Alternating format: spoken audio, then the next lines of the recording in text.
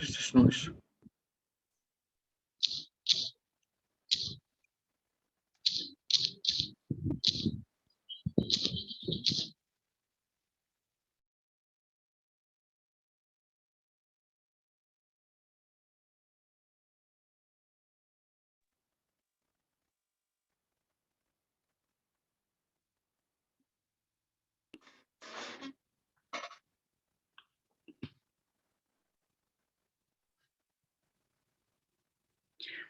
All right, Juana, are we ready to begin?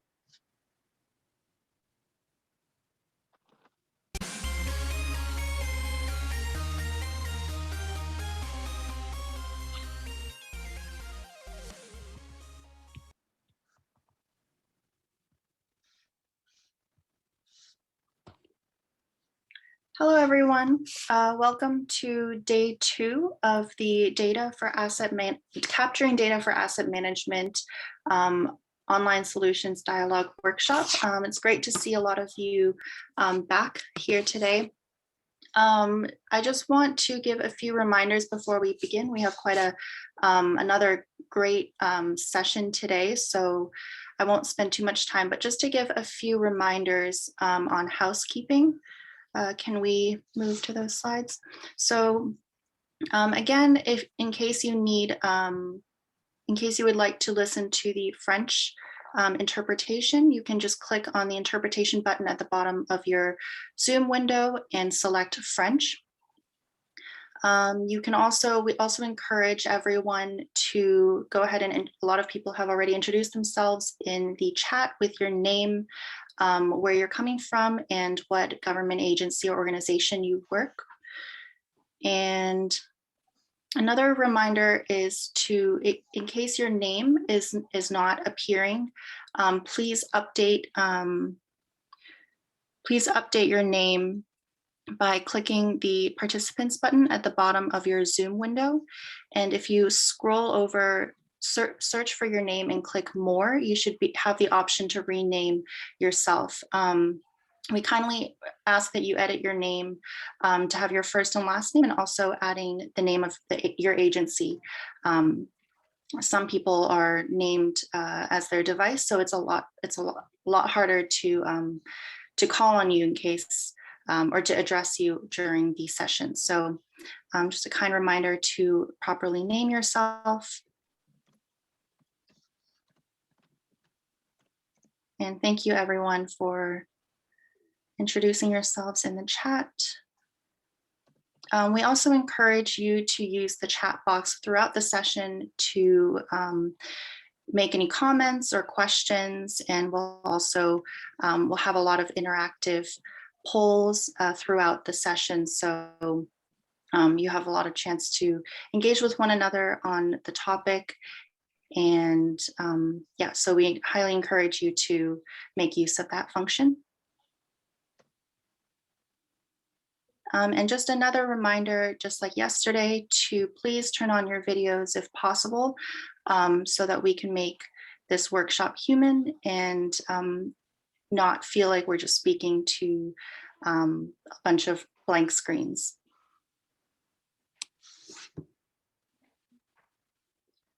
Again, I will be your host today. And I think we can go on to a couple acknowledgements. Before we do that, a very important reminder that we are currently in round 2 of the online solutions dialogues, and this is part of a 3-part course in this series, and we not only encourage you all to attend, but to work on the homework assignments that we give at the end of each round. So we have the homework assignment from round 1, and then you were assigned another homework at the end of yesterday's session, and there will also be a small assignment at the end of today's session, and you'll receive all the details in a follow-up email. But just another reminder that attending all the sessions and submitting the assignments for all 3 will make you eligible for certification and further technical assistance. And if you have any questions, we'll include contact emails in the follow-up email, as well as at the end of the session, if you have any questions. I just want to make a couple of acknowledgements. We have our project lead for infrastructure asset management, Daniel Platz, who I work with in the Financing for Sustainable Development Office at UNDESA. And we also have joining us again today is our regional senior UNDESA consultant for the Africa region, Francis Barabanowe, who is a former town clerk of many municipalities in Uganda. So thank you, Francis, again for joining us, and feel free to say a couple words or pop in at any time throughout the session. This is very open, and I think a lot of us would love to hear from you as well. So again, thank you, Francis. And then I want to also acknowledge yesterday's great presentation delivered by Professor Ajith Kumar Parlikad, who is the co-lead instructor on this for this thematic round on data for asset management. And just looking at a lot of the feedback directly after yesterday's session and via email, a lot of people enjoyed that presentation and took a lot away from it, and we expect that to be the same case today. So now I think I can go ahead and reintroduce Vladimir Grozdev, who will be today's lead instructor. And yeah, I think not much more needs to be said from me, and we can turn it over to Vladimir to begin his presentation. And just a couple, just one more comment is to kind of be prepared, perhaps with your calculator on your phone or a real calculator, because we will be doing some mathematics today. But yeah, without further ado, Vladimir, please take it away. Thank you. Thanks, Beth. Let me share my screen.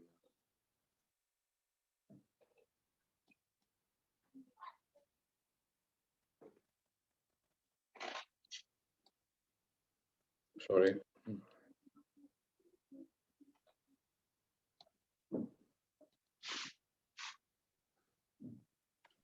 So it's okay now. Good morning, colleagues. Welcome to the second day of online solutions dialogues for capturing data for effective asset management systems. My name is Vladimir Grozdev. I was working and still working in public infrastructure. Vlado, we're not getting your audio right now. I could hear him. I can hear him as well. Vlado, go ahead. I think we can hear you. It's only one I cannot hear me. Other participants can hear me.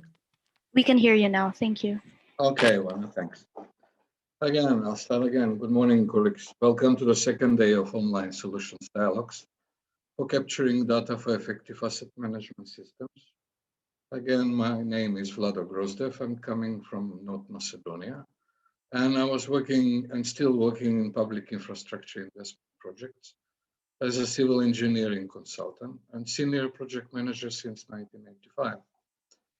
Also, I was working on highly complex projects in identification, development, implementation, and also evaluation of infrastructure projects and institutional development programs. I was senior consultant with Booz Allen Hamilton. It's a company from the United States, also Chemonix International, working in Southeastern Europe. But also I was working for 8 years in southern part of Africa, Zimbabwe, and Republic of South Africa in HK Engineering for the infrastructure projects, airports, roads, and water supply. And I have more than 20 years experience and then working as an owner of small consulting company, managing year-over business growth, and also evaluated implementation of integrated asset management in more than 90 public water utilities in Southeastern Europe. As I said, I'm located in, I'm presenting from North Macedonia, which is a small country in between, located in above Greece and then on east Bulgaria and on west Albania and on north Serbia. And I would like to know where are you all currently located? So if we can have a first Mentimeter, please, Juana.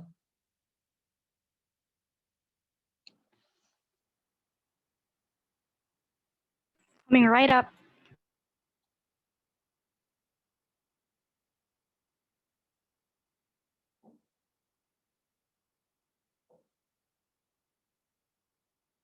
Hello? Do we have glitches again?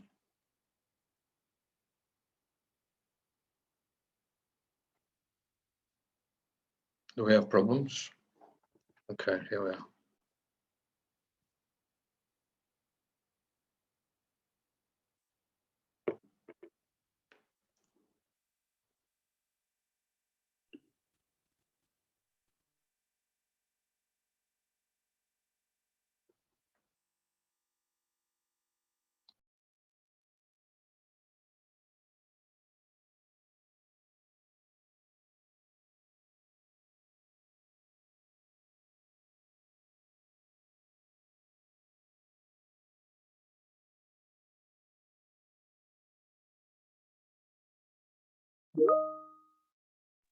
Check in a comment, we have persons from Greenland.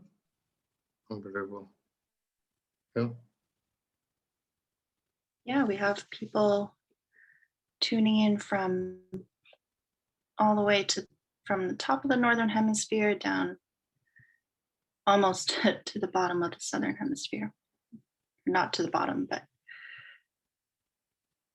a lot of people from, quite a few from Europe. Mm-hmm. Can't tell how many responses we have. Doesn't look like too many if it shows the number. Let's see. Yeah, so if you haven't pinned your location yet, please go to the chat, go to the link and paste it in the chat box and just pin your location, your current location on the map. Most of them, they're coming from Uganda. Yeah. And then Tanzania. You can see some people from South Africa, Angola.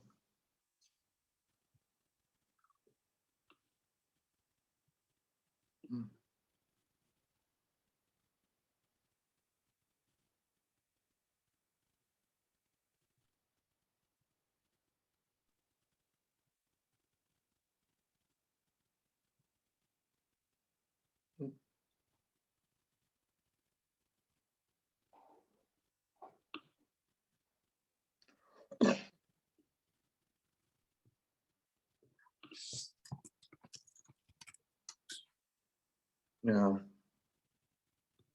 Excellent. Looks like we have good representation from Tanzania.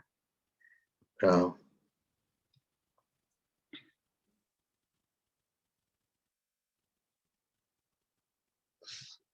Is there anything surprising to you, Vladimir? Yeah, no, as expected. As we expected, more of them are from Africa, central part of Africa, southern part, and also from, I think, Morocco we have there. But also we have some people from Europe, Canada, Greenland, Malaysia. Okay, excellent. Thanks.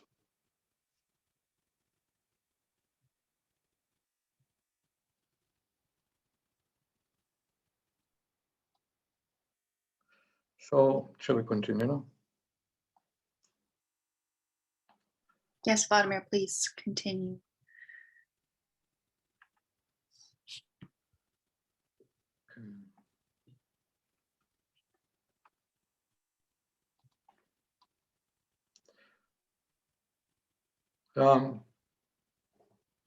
Yesterday we had an excellent presentation, and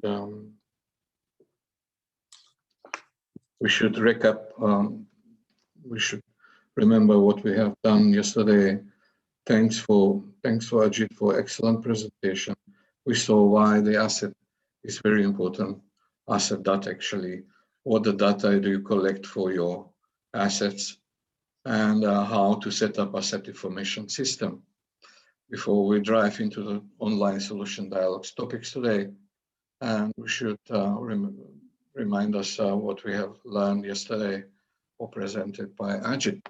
Developing a valuable asset management information system is extensive and often costly process, very costly process, and a long process that requires a long-term commitment, not only by asset management team members, but also all involved in continuously improving services performance in aspect of reduced operating cost and improved organization functionality.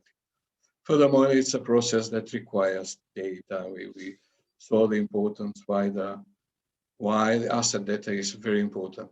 So the information results are the results as just as good as the data inputs. So we saw that all the steps required for developing asset register database. First, we saw the first step of how to get organized and assemble asset management information team, and then Ajit presented established how we should establish an asset register hierarchy, and this is for your homework and also as a part of the asset management action plan. On a step 3, we saw that plan the data collection. It's a very important step before you start any collection of the data of your assets in your municipality. Then you should make a plan who should do it, when should do it, and how, what tools are necessary, and timeline to collect all the data. And then the 4th step is actual collection of the data, either from all the documents or on-site connection of the data. And the very important step is number 5. When we validate the data, is it how accurate or inaccurate are? If there is an accurate data, then we have to go back to the planning stage and to see where we have why we have inaccurate data, and then start it again for collecting from the documents or from on-site visits. On the end, if we have, let's say, satisfactory, accurate, and reliable data, we go to next step to establish asset register, which is, let's say, solid base for the further asset management information system. But it's very important then to continue maintaining and updating asset management data register, and which is a continuous process. So that's why I said it's very important to have this as a continuous process. We'll go through the Zoom pool now. Can we have a first Zoom poll? So I would like to know which of the steps from the previous excellent presentation from Ajit for setting asset management information system has enhanced your knowledge about the asset management information system. Claire, back to you. Thank you. Sure, thank you, Vladimir. So up on your screen, you should be able to see a poll. Question is, which asset management information system, the development of that system, which step has enhanced your knowledge about infrastructure asset database development? So right now, the leading answer is how to plan data collection. So that would be step 3 in your chart on the slide. We're also getting now lots of responses for how to design an asset register hierarchy and how to collect and capture data. Encourage those of you who haven't voted yet to answer the poll. So it's numbers are pretty even among the top 5 steps. Looks like how to design an asset hierarchy Yeah, is that's the most. yeah. It's the same system, like 46%. built. It's a management tool where you break down structure. Also, the financial managements and accountants are using this tool also for developing charter of accounts, chart of accounts, and but it's also used in especially in asset management, developing the asset register. Yeah.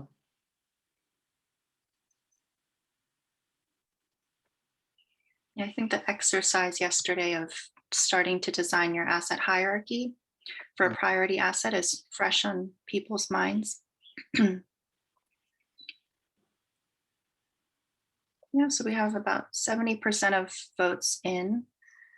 Yeah. Which is a good vote, yeah.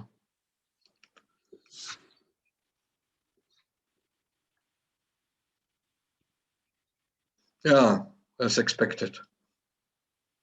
Isn't it clear? Hierarchy, yeah. But most, all of the topics or steps are very important for when developing asset management information systems. So especially planning, data collection, and the other social validating data. And it's very important for stepping into the next step, how to do the analyze the information needed for decision making. So we're going to close the poll now and go to the next slide, where we're going to, okay. So today we'll go through 3 main topics listed in slide. Its first topic is analysis of asset information and utilizing data for strategic, tactical, and operational asset management. And first topic is needed for strategic, tactical, and operational. And why is needed? Information is needed for decision-making process that are associated with each of these analytical stages in order to know the asset value, which is very important. We have to know and determine what the value of our assets are. Then to list the critical and priority assets for renewal or replacement. Not only critical, but also risky assets. Also, it's very important to determine the next step is what assets to create for acquiring new and when will have to acquire them.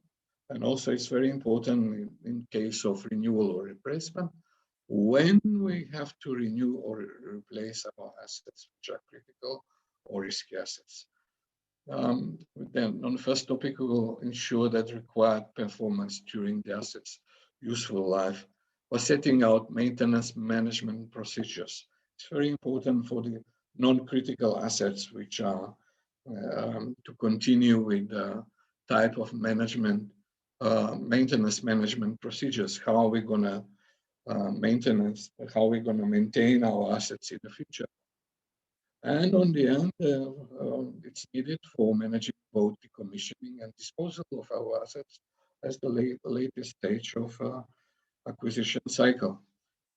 Before hoping to understand what information is needed, it's important to understand why asset information is needed.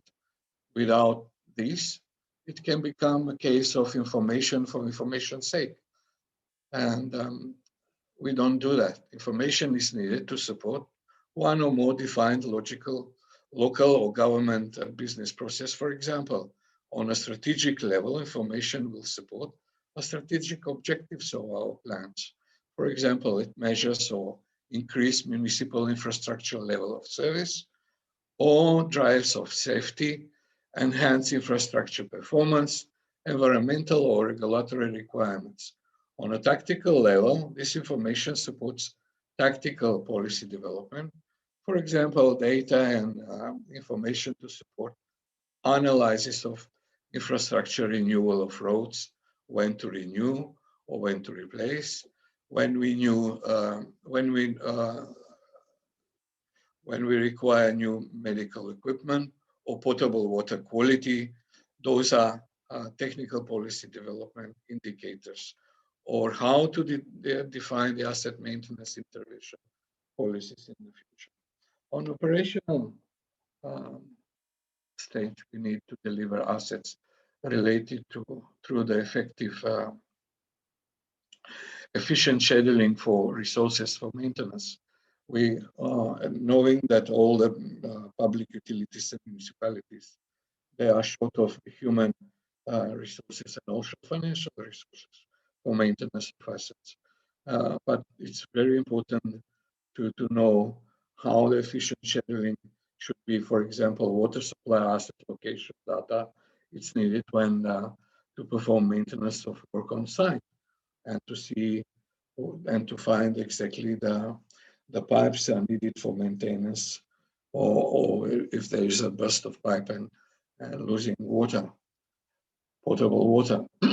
These stages, excuse me, for decision within them are not insulated. Decisions will have to impact on the later phases and will be affected on constraints of subsequent phases. It is important that local or national governments consider and analyze asset life value. When we say about assets life value, the service during the service life, what's the value of the assets as? Their cost, risk, and benefits that will result from this decision throughout the asset lives in order to maximize value from the assets.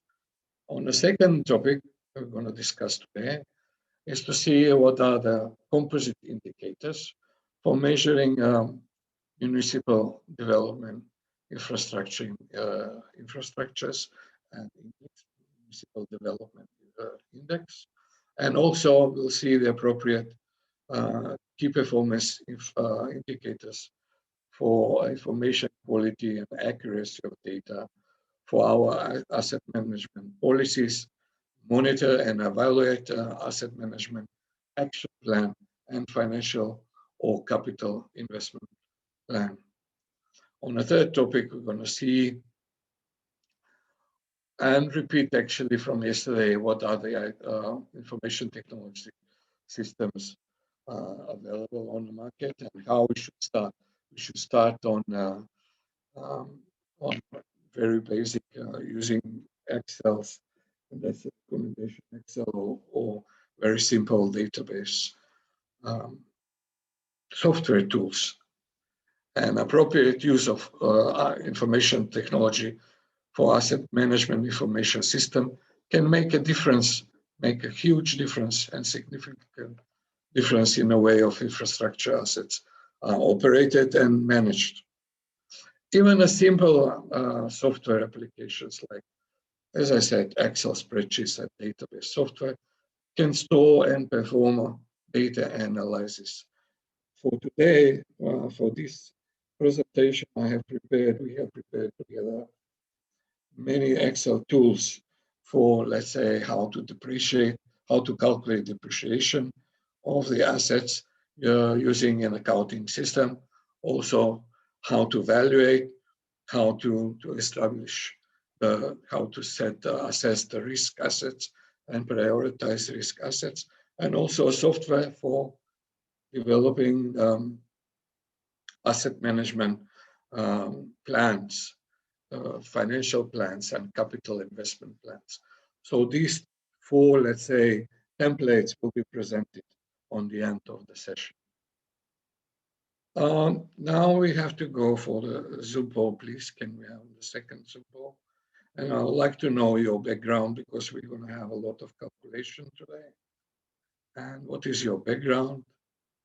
Claire, back to you.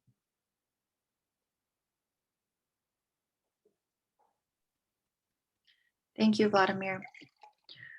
So please answer the poll that's popping up on your screen. It's asking, what area of asset management are you involved in?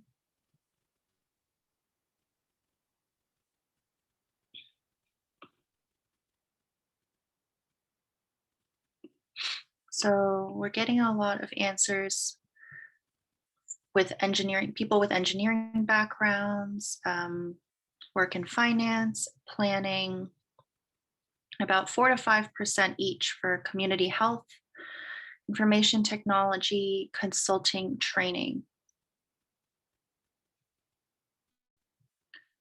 So 75% voting. Yep, I think engineering is in the lead and it's pretty evenly split after that between finance and planning. Engineering, finance, and planning.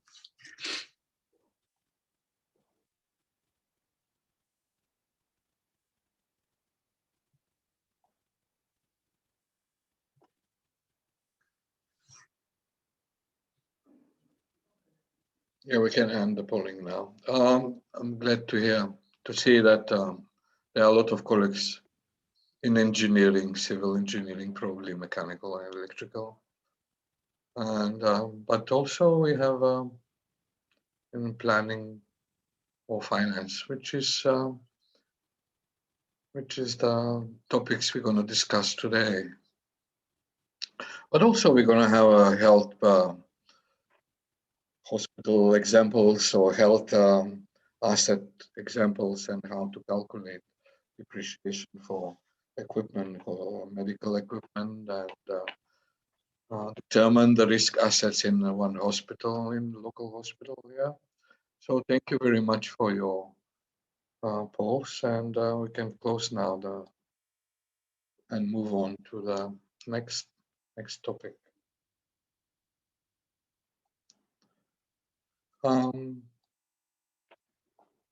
The first one is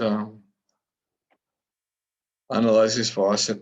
First topic is analysis of asset information and utilizing data for strategic, tactical, and operational asset management. And it's the overreaching goal of the asset management information system is to develop a framework of integrated decision support needed for the decision makers, usually our mayors and let's say ministers on the government level.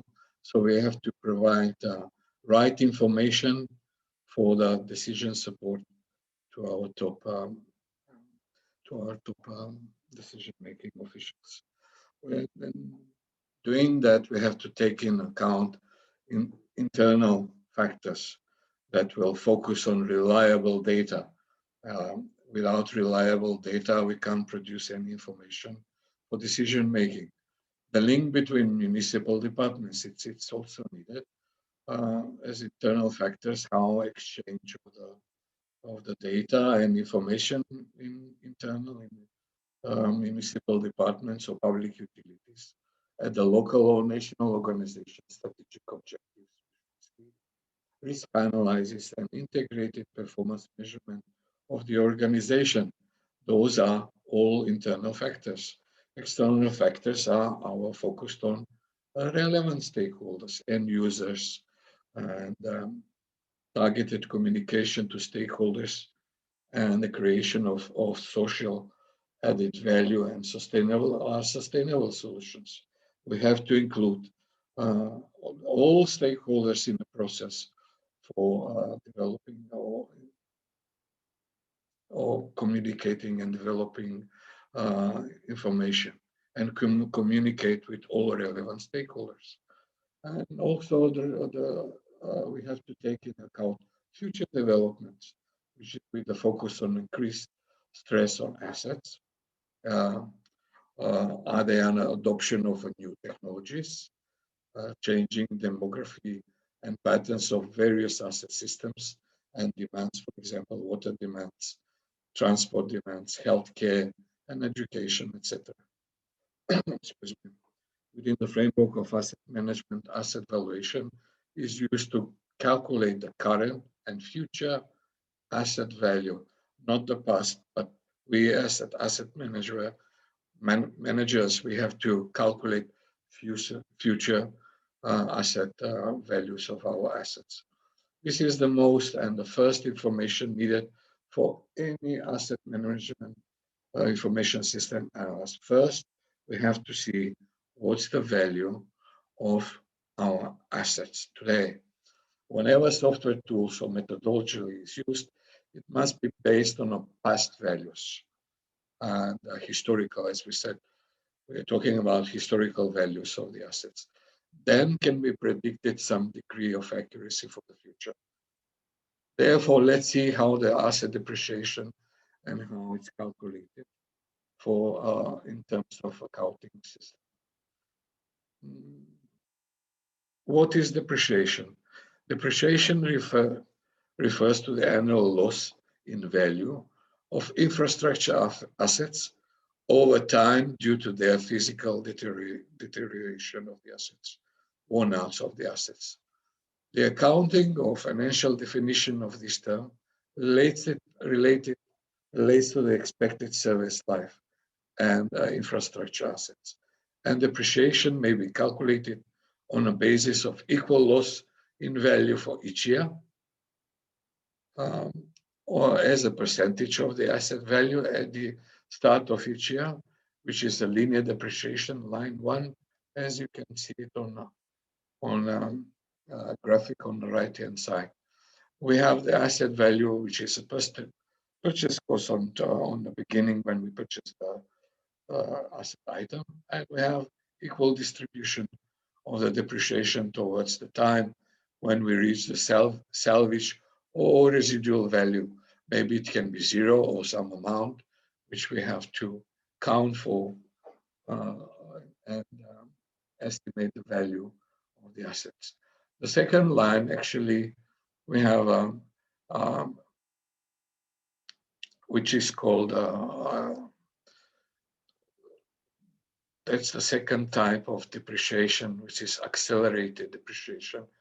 And usually the values of depreciation, its values are very high at the beginning of the years, and then slowly decreasing toward the end of the useful life of the.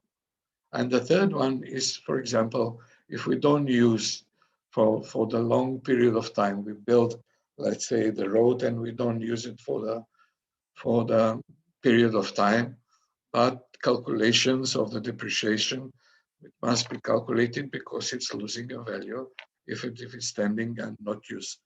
And only when start using it, then start depreciation and losing value. Let's see when we don't calculate the depreciation. Let's switch off the laser. Let's see when we don't calculate depreciation. Depreciation is not calculated for constructed assets without required technical documentation. GBS knows very well if there is no without technical documentation and let's say permits for operations. If we don't have it, we don't start calculating depreciation, even if it's there, if it's built or whatever. Depreciation is not calculated for assets operated economically in use for a long period of time. Maybe we don't have to calculate, but it's useful to see even if it's small amount of depreciation, it could be, let's say, omitted. Certain intangible assets like computer software, we don't calculate for it. We don't calculate the depreciation. The question is always asked, does the land, do we calculate depreciation of the land? I haven't seen that the land depreciates or losing value over time. The land has a market value, so we don't calculate the depreciations of the land.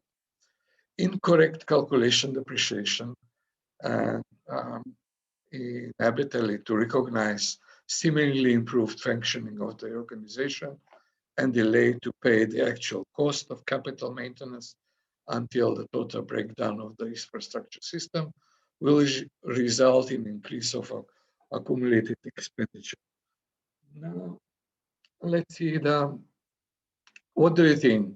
Upon expiry of the asset life, useful life, or service life, we have accumulated depreciation. Do you think that these expenses should be used or could be used for procurement or purchase the same or similar assets? Can we have a Zoom call, please?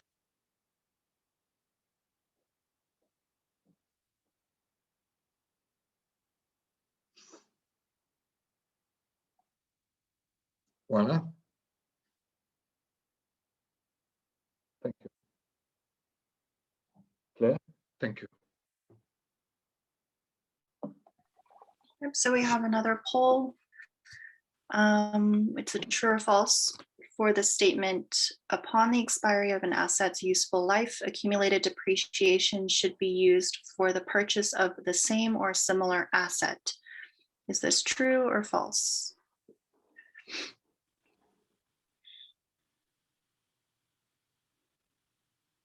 So it's it's evenly split for a moment there, but now 2/3 of responses are saying false.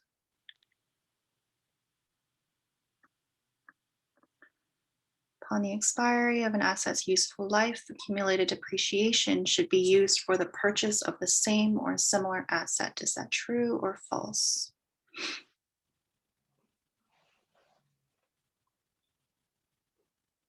So around 60%, so 60-40 split for false. Vladimir, do you have a comment on that?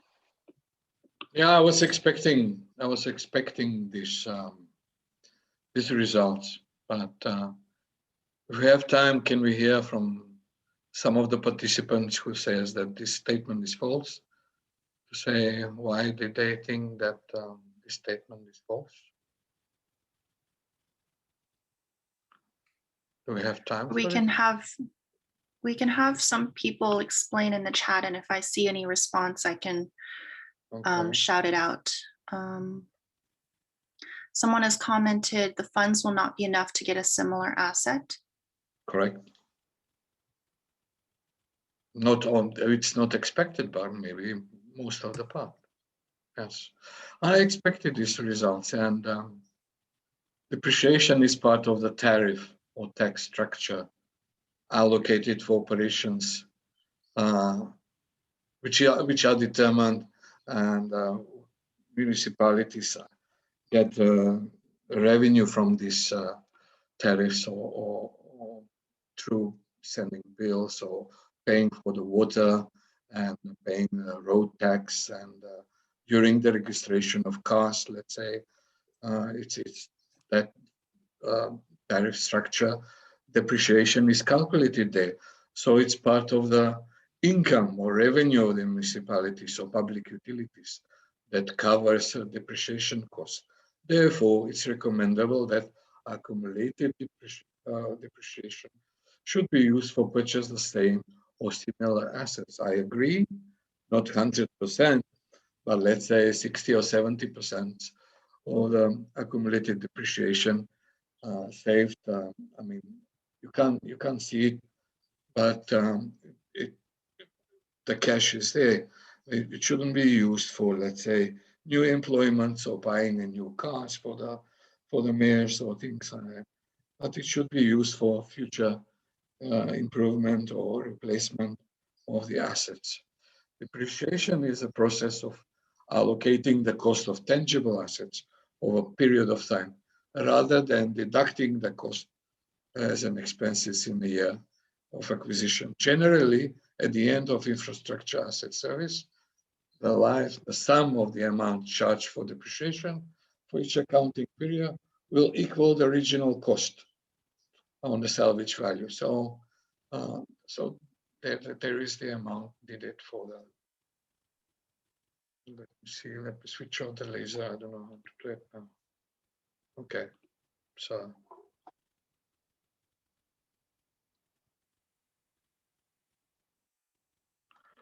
some glitches Cannot again. see your presentation. Okay, now it's okay. Yes, we will go to the Still next can't slide. see your presentation. We still can't see your presentation, Vladimir.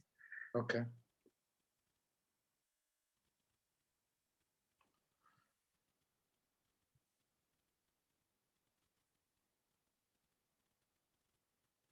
Okay, it's coming up now. Sorry, wrong button.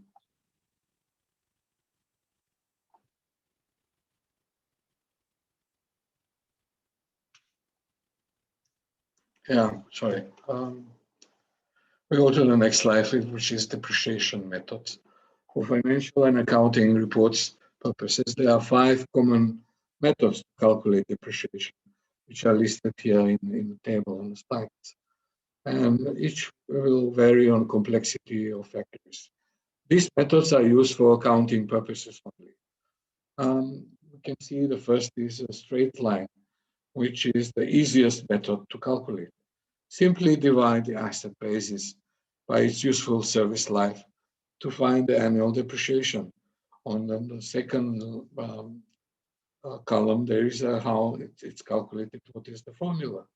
And it's simply, for example, if we have a asset cost, purchase cost of $100,000, and the expected service life is 50 years. If we divide it 100,000 by 50, annual rate for depreciation, and it's equal, it's 2,000. So it's very simple method. Most of the infrastructure, this method can be used for the roads, bridges, or water supply, which have a long period of service life, let's say more than 15 or 20 years of service. So straight line, where when you see the excuse me, when you see the formula, asset cost is procurement cost or historical cost of renewal of replacement. So a residual value, it's the value of the asset remaining after its service life. It could be 0, or we can estimate what's remaining value, or the value of our asset after expiring, let's say 10 or 15 or 20 years of service. Service life is the number of years which an asset is expected to be in service. So in handbook, in our handbook, you can see the table of various asset types and various categories, and there you can find exact or estimated expected service life for various types of asset infrastructure assets.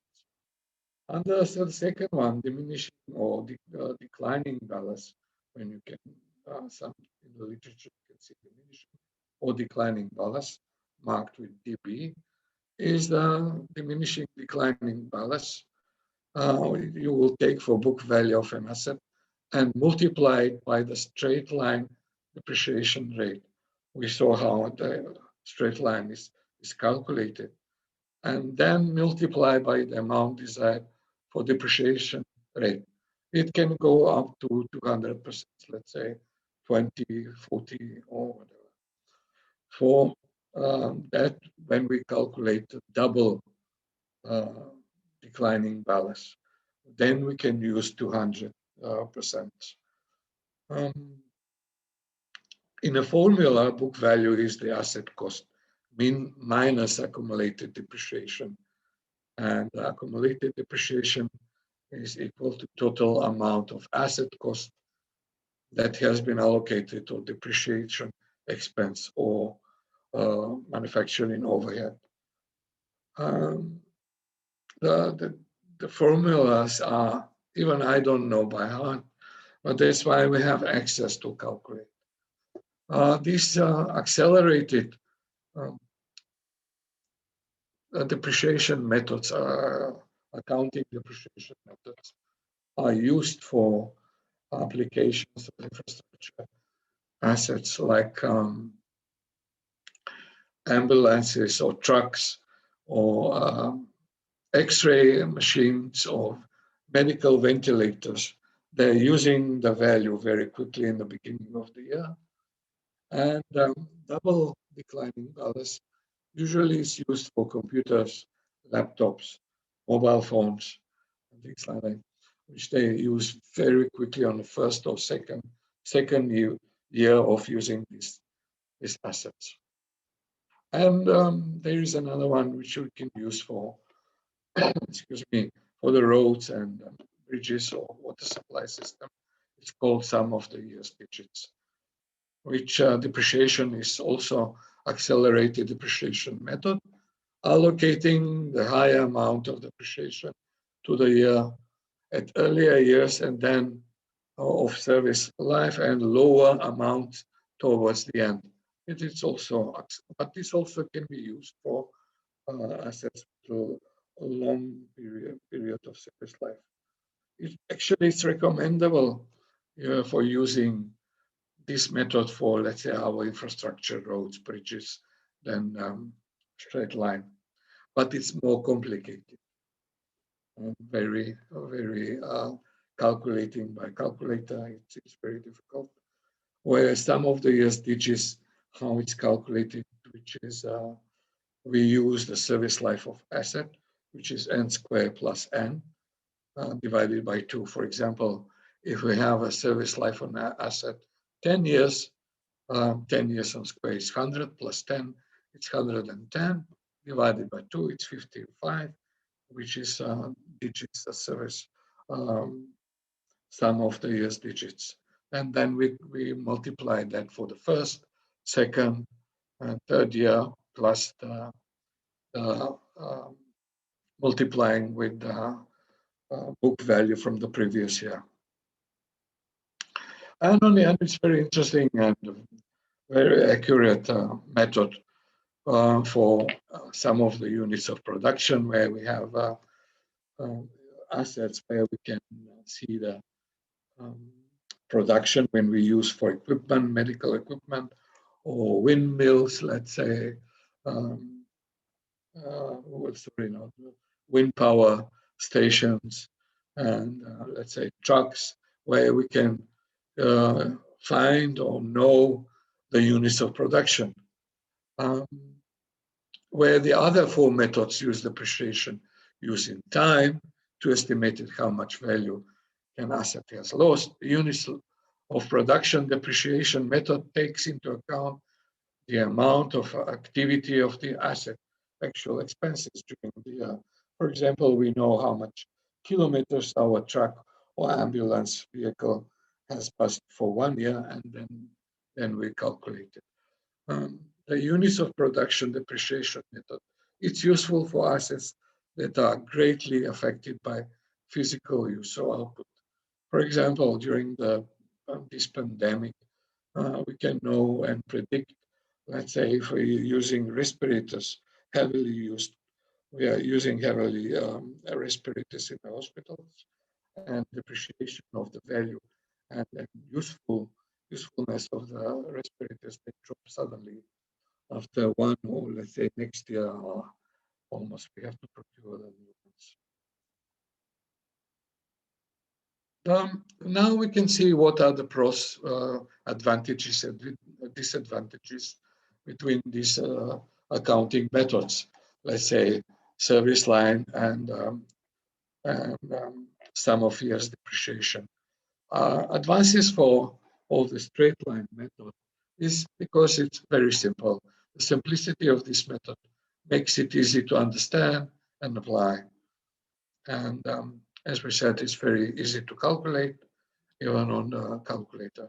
Full depreciable cost of the assets in case of asset depreciation up to 0 value or no value, or salvage value can be facilitated. Then we know for how many years we can use the service life and this asset.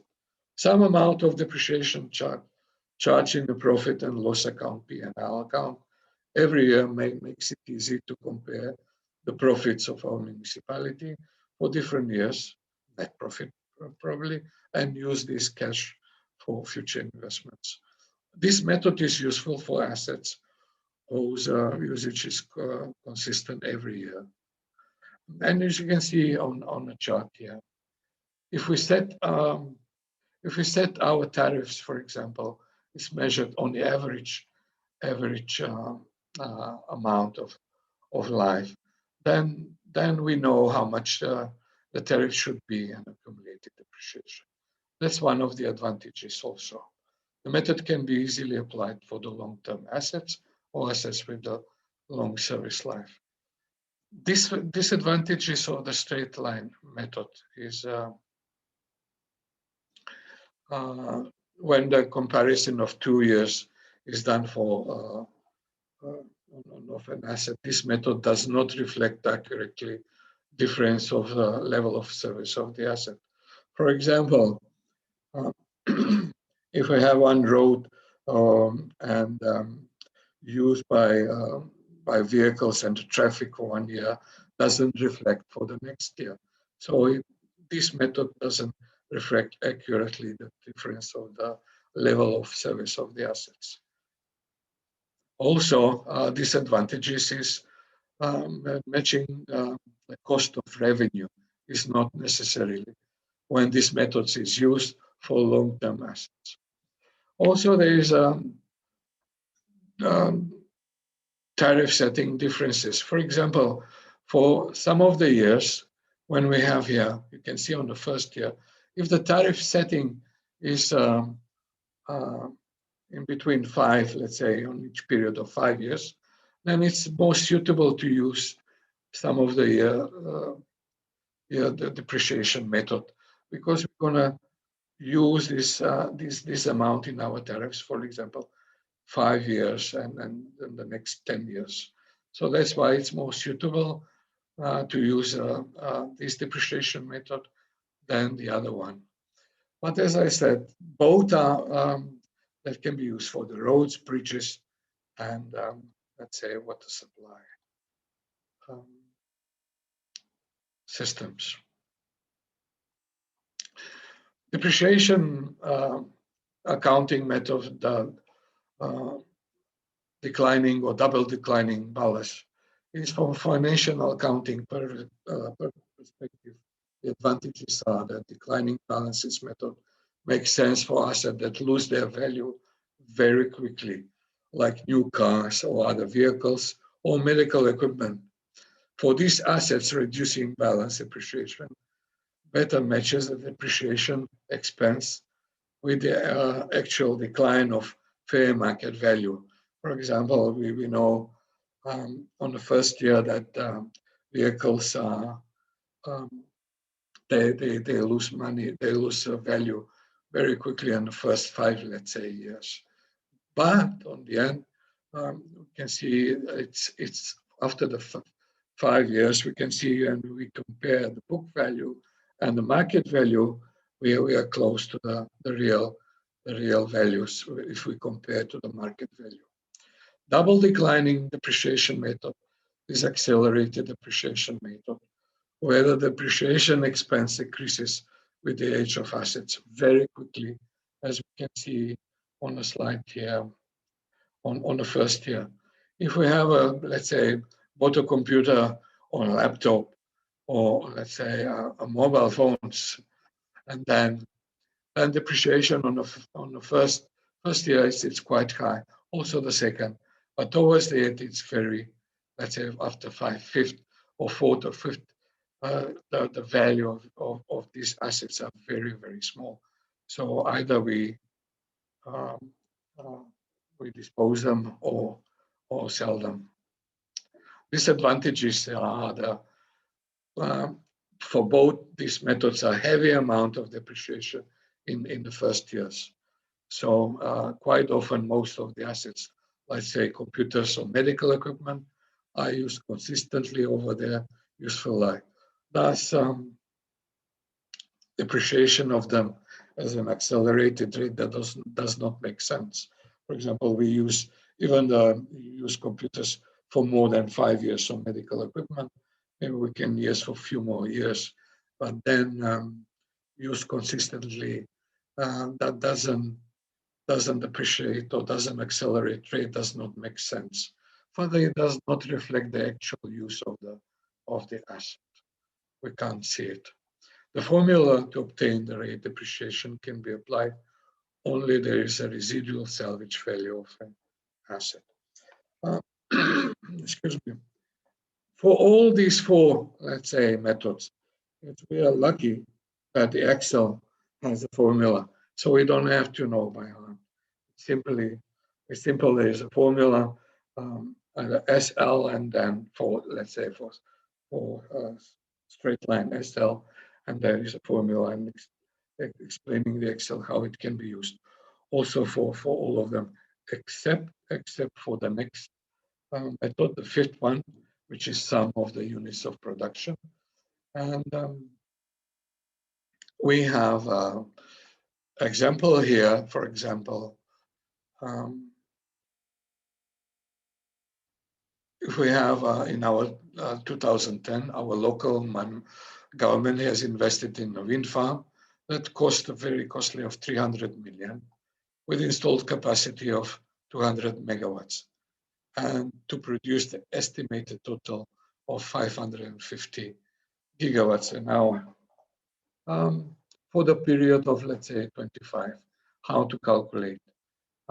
We have, let's say, because we have a residual value of 1 million, 300 minus 1 million, it's 299 millions, and divided by 550. Per year, we have, let's say, 54,000 per gigawatt just produce energy. So we can multiply that with depreciation expense for, let's say, by 20, if we use 20 gigawatts for the first year or the second year, then we multiply this amount, and then we can see the depreciation of the years. For example, the first year and the second year. But also in Excel, you don't have, because we don't have the formula, but it's on examples which I can show you on, I will show you on the end of today's session. You can see how it's easy to calculate this. And also it can give you the units remaining after the second year. You can see this, for example, from after the second year, automatically it will show what are the remaining units of this asset for the, let's say, wind farm. Before we go to the next activity, some recommendations. And when choosing between 5 different methods presented before of depreciation, we should consider the nature of infrastructure assets. For example, we should think about whether they become less useful useful at even years when we have a steady intervals of usage, or whether it might be idle for a long period of time and not use of it. It's recommended for certain low value asset may be claimed as one-time expense rather than depreciated over their expected lifespan. Those low value assets, they are valued for us, I mean for our work, but in the cost, let's say, for computers or small computers, probably we should have on the first year and then calculate and then not calculate, let's say, use straight line for, let's say, long period of time. But when you're using a computer, you can use normally for 1, 2, or 3 years. Finally, it's important to consider whether it's necessary to use complex method of depreciation or whether more simple method will be enough. When I say complex infrastructure objects or assets, for example, bridges, wastewater treatment plants, we have to think what type of asset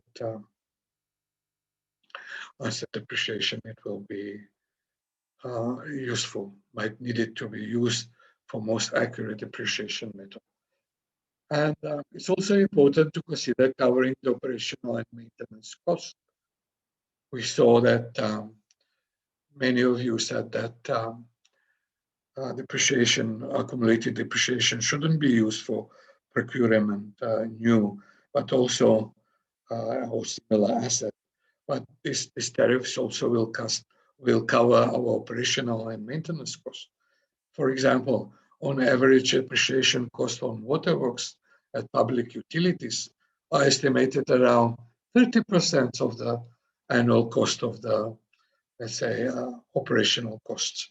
It implies that the price of tariff structure covering the depreciation cost should be at least 30, the same amount, because we have those are the expenses of our municipality or public utility. So each 10% unrealistically calculated depreciation affects the water price, the water bills, by 3%, which means that the price of water should be increased by 3%, which our end users won't like it, definitely. But if we calculate wrong, then we're going to have less revenues, and then the problem started. Next, we're going to go to individual activity now in Google Forms and ask you, each of you can think about and decide what accounting depreciation method should be used for infrastructure assets. And Claire, back to you. Thanks. Sure. Thank you, Vladimir, for a very detailed presentation and on the topic of depreciation methods. So now we're going to go into a 5-minute individual exercise. Please click on the link to the Google form, excuse me, in the chat. And it's just a checkbox exercise. So you're going to be asked to select 2 infrastructure assets and which accounting method is most suitable for those assets. So please click the link to the Google form and answer those 4 questions. And once 5 minutes is up, we'll reconvene and call on a couple of people to share their responses and reasoning. On the Google Forms, we have, let's say, the same 10 infrastructure asset types, which are listed there. So you should choose on the check boxes. What do you think, at least 2 or 3? Which are the most suitable methods for calculating of these 10? These 10 are repeated, let's say, 5 times.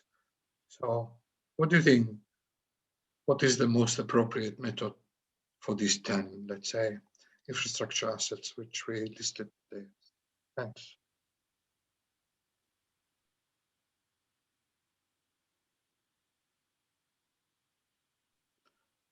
If we have any responses, can we share?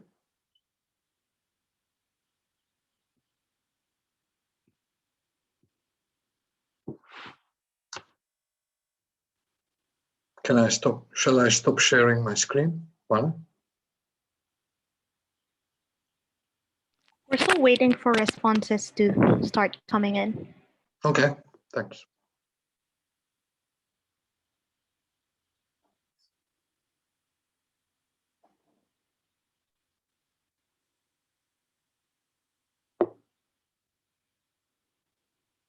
I mean, it's based on what I said before. What do you think?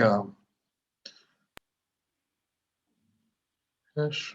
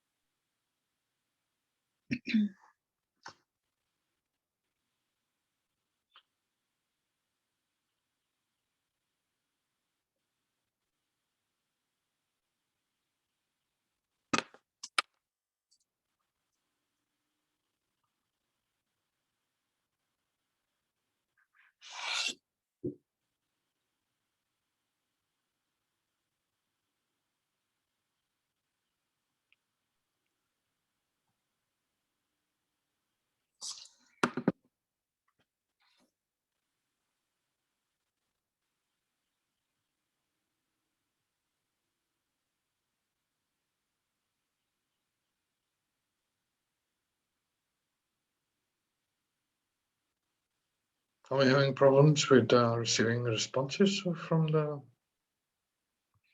So far, we have 21 responses and Yeah, counting. but can we see them while they're coming, or that's a problem? Yes, here we are.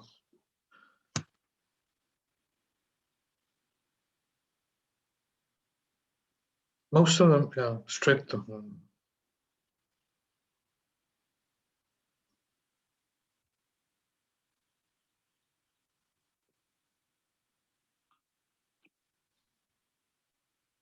Yeah, laptop computers are, let's say, for if you go up.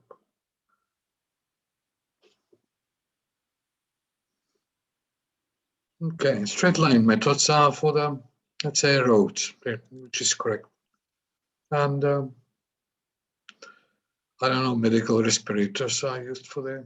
And water supply system is also the roads. So it's some of years depreciation method is very suitable for it.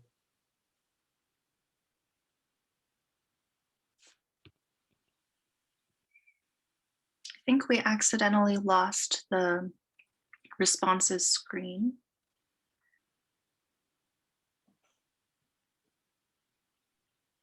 Happens.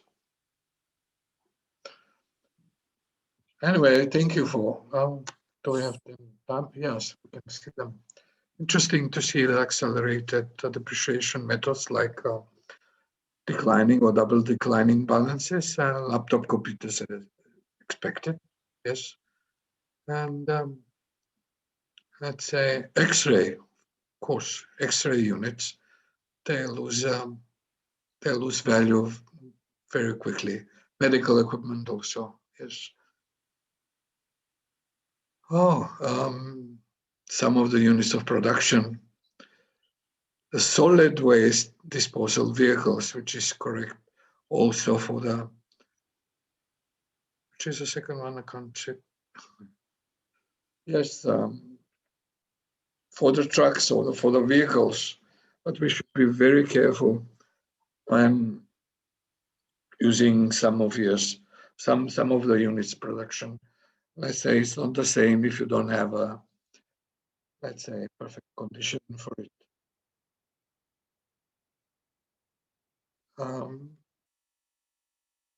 Or not maintained regularly, then you can have a wrong calculation or wrong estimation of book value or real value of the asset. Now we can close down. Thank you very much for your work. And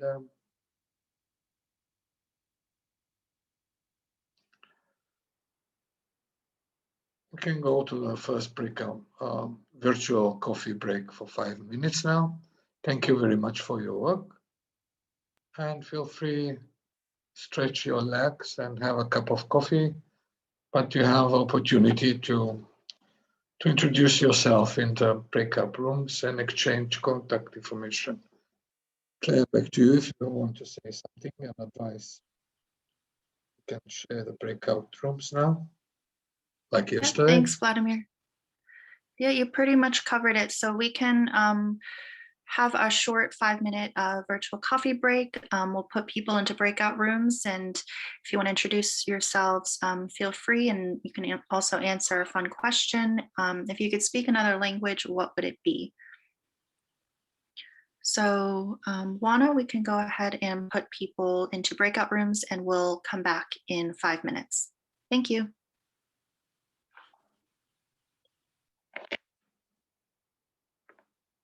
All right, opening breakout rooms.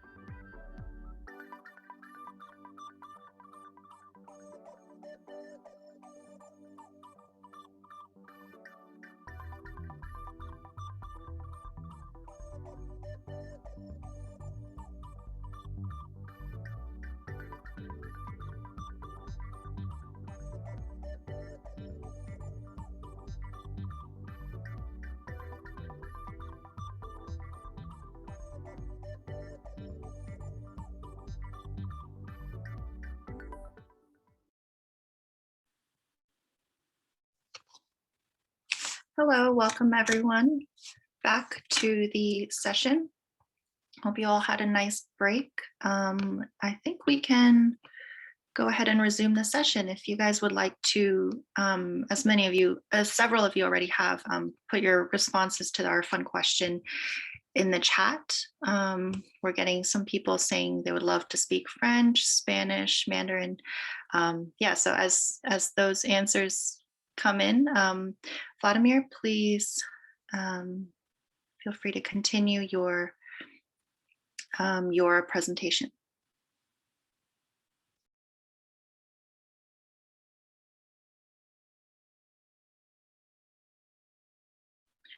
Vladimir, you're muted.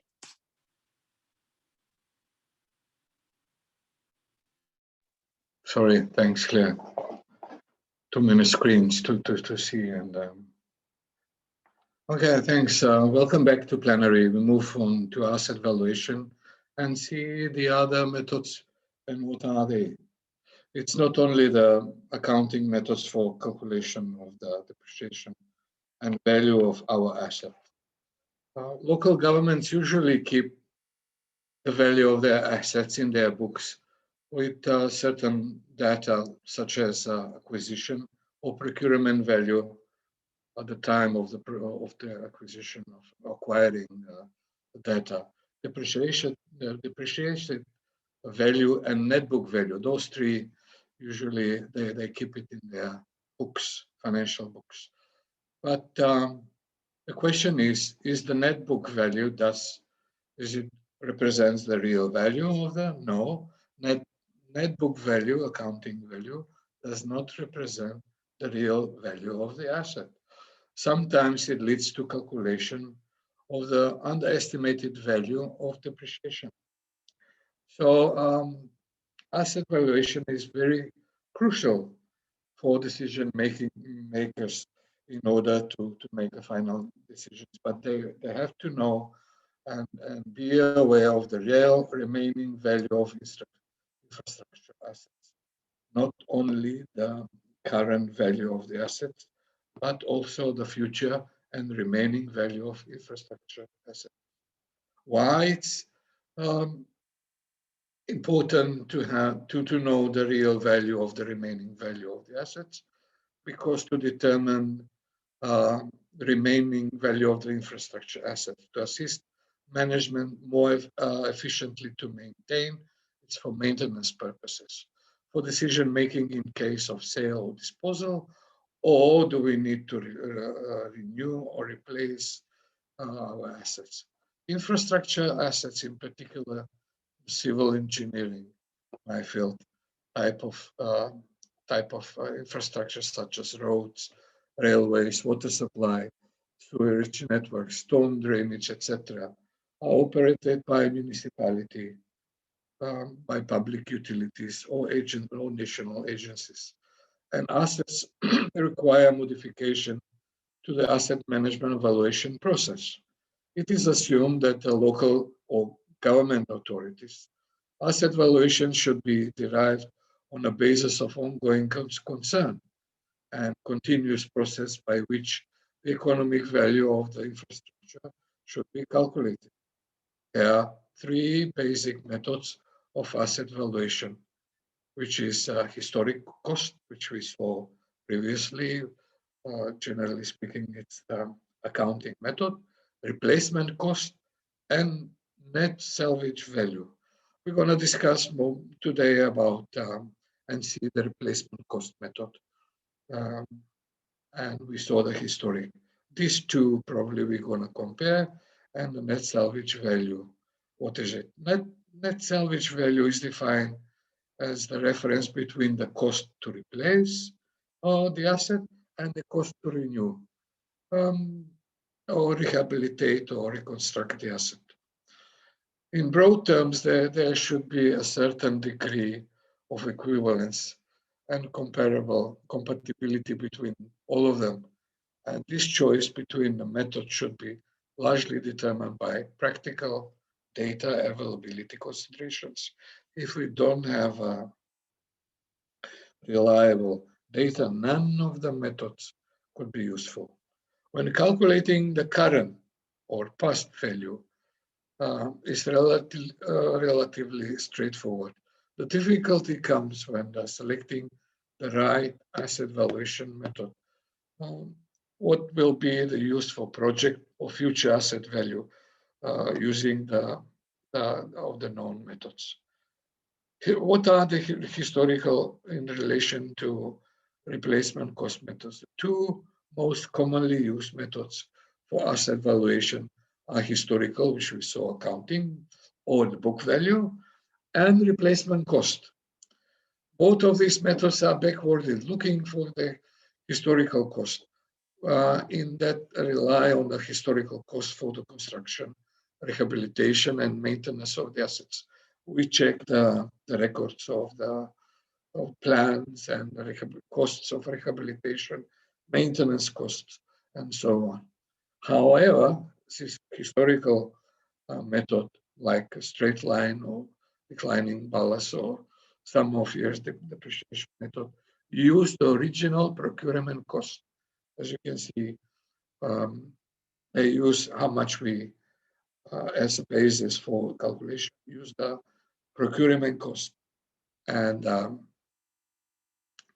the replacement cost method use current replacement asset cost, which is quite different. For example, historical cost of the bridge, constructed, let's say, 50 years ago, and the cost was $500,000. So the base for evaluation calculation of the historical cost or historical method is a 500,000, and current replacement cost for this same bridge could be, let's say, after 10 or 15 years or 20 years, it could be 1.1 million. So this is the base for calculation of the replacement cost method, not the historical or procurement cost. So maybe you want to confuse now, which depreciation method should we use? Let's see the pros, advantages and disadvantages for both methods. Advantages of book method value, let's say historical cost, commonly used for financial accounting purposes, uses historical records of procurement. First the cost plus any subsequent cost, for example, for renovation or replacing the cost. Depreciated to present worth, to today. It doesn't provide the future projection of the value of the assets. Book value provides direct comparisons in time, series progressions. Data is generally available, but relatively simple to, and it's relatively simple to use. Disadvantages of the book value historical cost does not account the changes in the prices. It as I said before, it only uses the procurement cost, original procurement cost, and neglects the usage, neglects the technology and service standard changes, because the technology and standards, they change over time. And it doesn't, these methods, they usually doesn't count for it. Advantages for, let's say, which we're going to see the replacement cost method, which is mostly used for by asset managers, commonly used in public utilities. They use this method for underground services like water distribution, stormwater or sanitary sewers, also various public infrastructure, the roads, bridges, and things like that. It is quite straightforward. It's not very simple. It's not difficult to calculate. We'll see on that on the next slide, and we're going to discuss about it. Can be communicated. It's very, because it's very easy to calculate, it can be easily communicated and understood easily. The disadvantages of this method of replacement cost sometimes can be misrepresentative. For example, relatively new assets in relatively good condition would be nearly worth the same as the old or nearly deteriorated asset, but for the short period of time. For example, for the vehicles in good condition, let's say if regularly maintained for the 5th year, it can have the same as the old deteriorated asset, let's say after 10 or if we maintain it regularly. We saw how to calculate it asset book value, those 5 methods used in accounting methods, but let's see how the asset management value calculation is. It's very simple. It's very simple formula, as you can see. It's called DRC, or depreciated replacement cost, which gives us a current value of the asset based on its current replacement cost minus allowance of that captures in deterioration in value to date, up to today. In this formula, RSL is remaining service life or useful life, established as follows. For the assets or the above the ground, which you can see as bridges or electrical poles by visual assessment of the condition and knowledge of the maintenance of the regime, and for the underground assets by using formula estimated service life minus the age of it. For example, if it's let's say expected service life of 20 years, if the age is 10, then remaining service life is, let's say, 10. That's why because we don't know, we don't see these underground assets. Estimated service life or expected service life, useful life, which is anticipated life of an asset from acquisition or renewal until failure. That's the old period. For example, the roads are usually maximum expected service life or useful life is 50. Well, same or similar like water supply services is 30, 35 years. And in a handbook, you can see a lot of examples. So what is the expected service life anticipated or given the numbers quite used everywhere. The most difficult is to calculate is the current replacement cost. The formula is simple, well, as you can see at the bottom, but the point here is calculating or establishing the unit rate of the asset, and it's very simple. It's unit rate multiplied by modifier and asset data or the number of units. But as I said, the unit rate should include the cost of assets, material and labor associated with it for construction, as well also from the planning, time spent on planning, designing, and also supervision cost. And where applicable, this unit rate should include also VAT or value-added tax.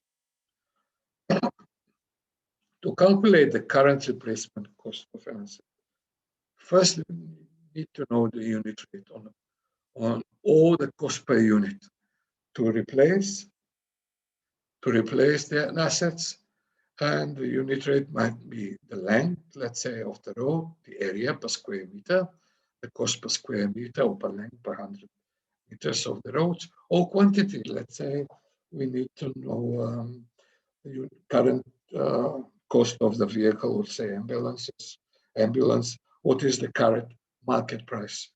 And then if we want to purchase the established current replacement cost of all our, let's say, fleet of ambulances, we multiply, let's say, 10 or 20 as a quantity. The unit rate should include, when we estimate the cost of associated with material, plant, labor, engineering fees, administration cost, operational cost, and all other costs necessary for replacement the asset under the typical conditions. Sorry. Planning also, as I said before, design and supervision cost, and value-added tax. The unit rate is then multiplied by multiplier, we said here, or modifier. Modifier, usually it's initially is 1, or as more details are known regarding the circumstances and conditions of each asset, it can be above 1.1 or 1.2 or below 1, depends on the conditions of the assets. And the value of the modifier can be changed to reflect the cost and impact of the local conditions, which may increase or reduce the replacement of the costs. Now we can ask if we can activate the Zoom poll and see what's the current value of an asset. And we can see on the next slide,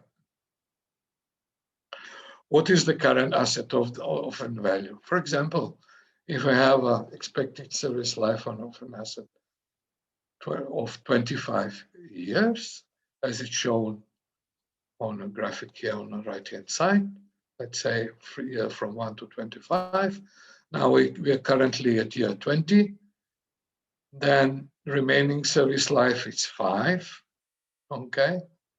And estimated current replacement cost, which is, as I explained before, it's quite difficult to know or to assess. It's 150 in this example, which is here. What do you think? What is the current value of an asset? Either you can use the formula, or you can look up from the graph from, say, let's 20 up to the line and going towards to the. Okay, we have 3 options. Is it 350,000, 300, 250,000?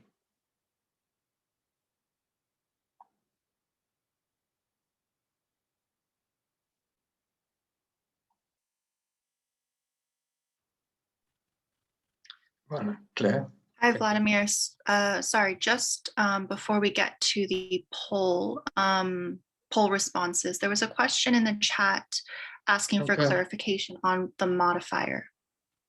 From your previous slide, what is the modifier? Modifier, as I said, the conditions could be conditions of the asset or conditions of the external, let's say, environment. For replacement, is it the same? Is it the same as it was before? Let's say the level of service required. You know, if the road, let's say, has the width of the road is 5 meters, let's say, and the level currently now the level of service has been increased by customers because we have more traffic, then this modifier can be adopted, let's say 1.2, 1.3. Okay. Okay, so thank you, Vladimir. Yes, all the questions. Just looking at the poll. So we have the results of the poll, and 54% responded with 300,000.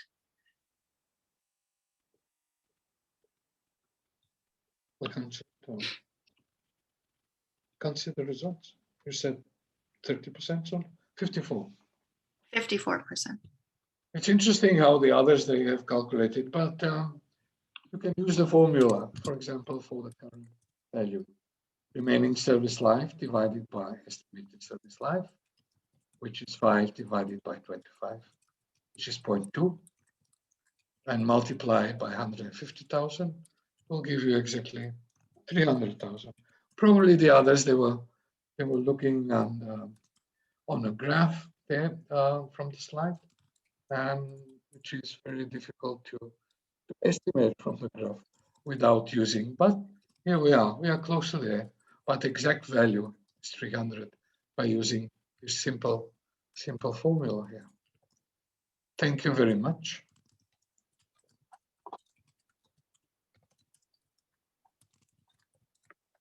I don't know how to switch off now the laser. We'll go to the next slide now. We're going to have now the breakout session in order to calculate the asset value. Most important task is to estimate. I'm sorry. Before we go to the exercise, we have to see these methods of estimating asset current cost. In order to calculate the current asset value or the cost, most important is to estimate the current asset cost. There are four methods we could use. For the market price, it applies where there is an active market for the product. Typical examples include fixed plant and motor vehicles, like buses or ambulances, or let's say pumps, water pumps, and things like that, where you have a current market price, and then we can easily estimate it, what is the current cost of our asset. Repair or renewal cost, reconstruct or rehabilitate of asset. It applies where a similar asset would replace the asset being valued. For example, if we have a pipe, which is water supply pipe, which we have to replace, then we have to see the value of the 1 meter, or let's say 10 meters of that certain diameter of pipe, what's the unit cost is, and then multiply it by number of units, let's say 100,000 or whatever meters or kilometers. But it applies where the similar asset could replace the asset being valued. It's not the same. This approach is appropriate where technology is not appropriate where the technology has changed significantly. For example, you can't use the same pipe if we're using asbestos pipes and we want to replace with let's say PVC or other types of materials. This method should not be used. The installation is different, the price is different, and things like that. So it's better to use the replacement cost. The replacement cost applies whether the asset is being valued would be replaced by a different asset in terms of scale or technology, having a similar productive capacity. For example, new technology of installation, new modern pipes or new type of bridges, not the same type, and whatever. In both methods, repair or renewal or replacement, we should always consider the principle is called build back better. Whenever we go into the design or consider different alternatives, we should use the build back better principle for resilient to make our infrastructure assets more resilient. We don't just replicate or reconstruct or simply replace.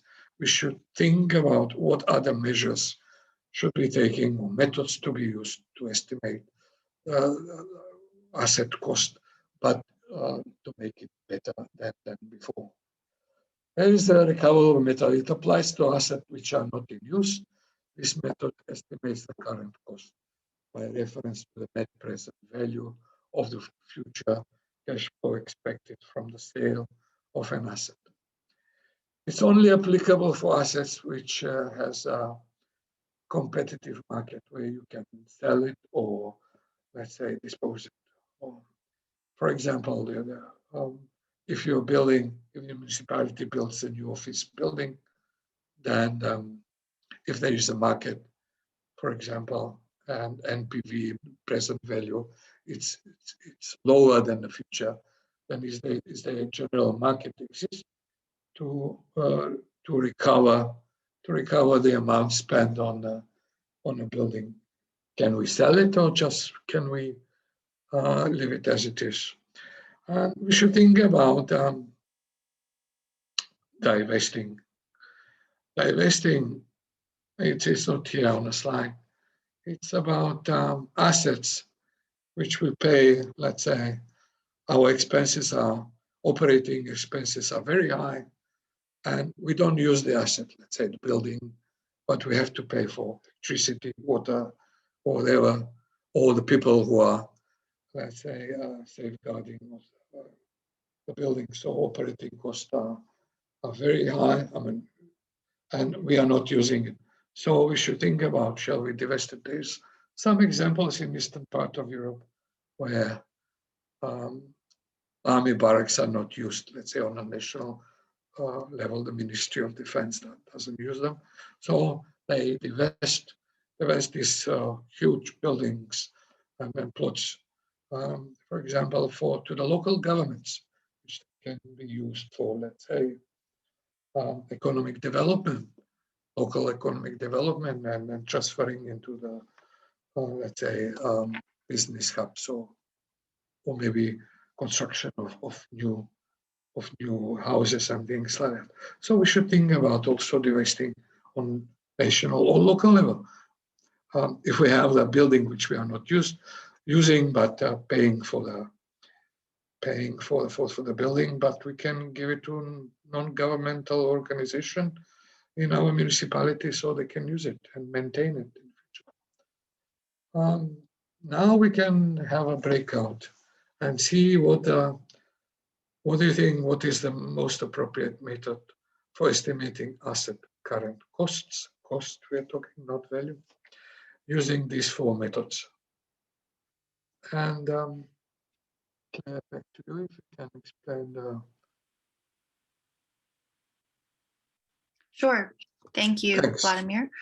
Yeah, so you must have just seen a prompt in the chat box about the next breakout group exercise. Please be sure to go ahead and click on the link to the Google form so you can have that up before we open the breakout rooms. Just in case it becomes a little difficult to find once you enter the breakout room and have to scroll through the chat to find the link. But so in this breakout exercise, please introduce yourself and what you do, and then assign a rapporteur. And then on the Google form, there are instructions, more specific instructions, but the basic task is to estimate current asset cost using one of the 4 methods that Vladimir just presented. So again, please make sure you click on the Google form, and then we should be ready to release everyone into their breakout rooms.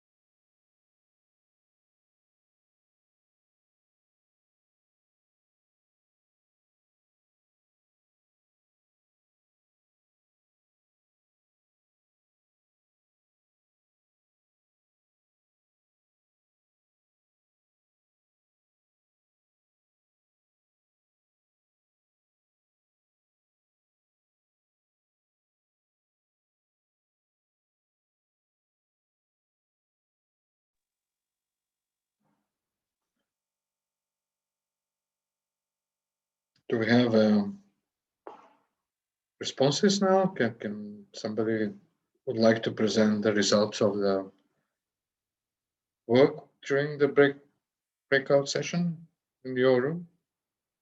Claire, can you? Thank you. Can see that we have around I think we're just waiting for people to 7. get back into the plenary. Yeah. Thank you. Yeah.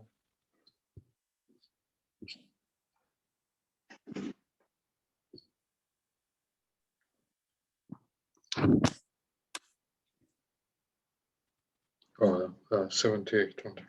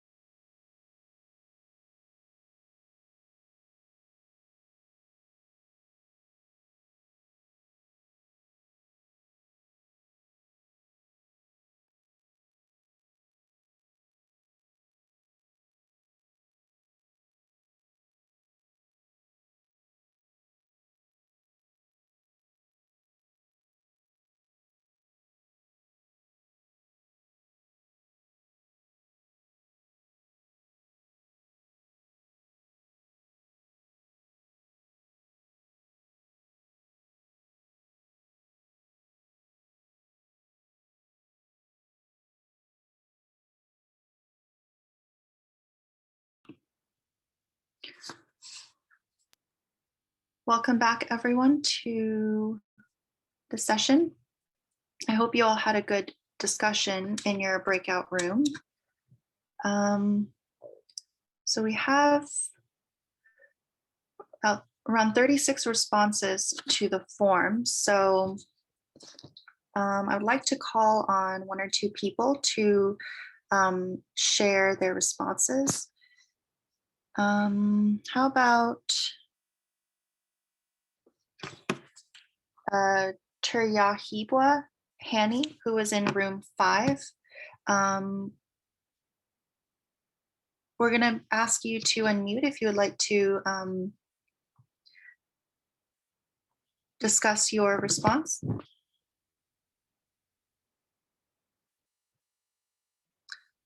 Again, Turyahibwa Hani from room 5.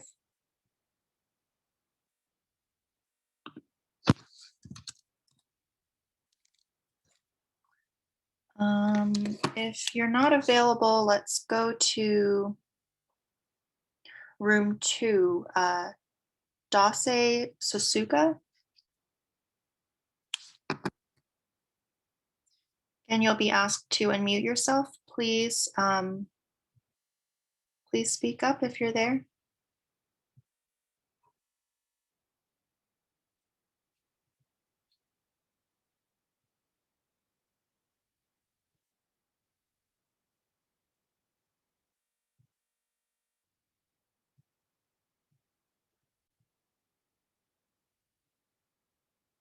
Okay, it doesn't look like we're having any luck with getting people in. If anyone wants to raise their hand, otherwise we can have a look at the responses. Oh, we have a hand raised by Christine. Christina. Yeah. Christine, please go ahead. Yes. Okay. I was in room Yes, thank 15. you. Hello. Go ahead, Christine. I was in room 15, and we chose an ambulance as our asset. Then the method, we chose the market price. Then the costs of the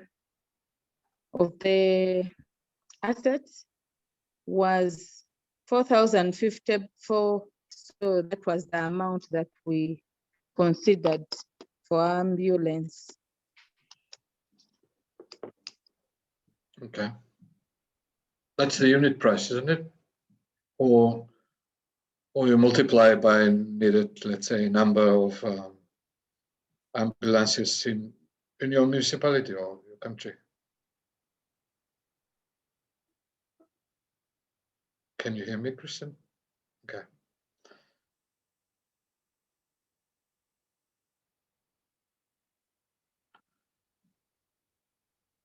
If we don't have any other volunteers, then we can go on with the presentation.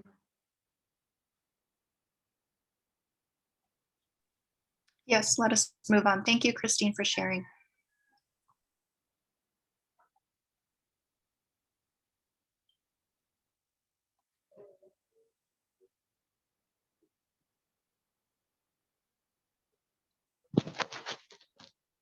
Yes, thank you. Now we saw the valuation of the assets, determining the asset value, but we have to also do the asset revaluation. And if you ask why its revaluation is required, that's in order to define the true value of the infrastructure assets.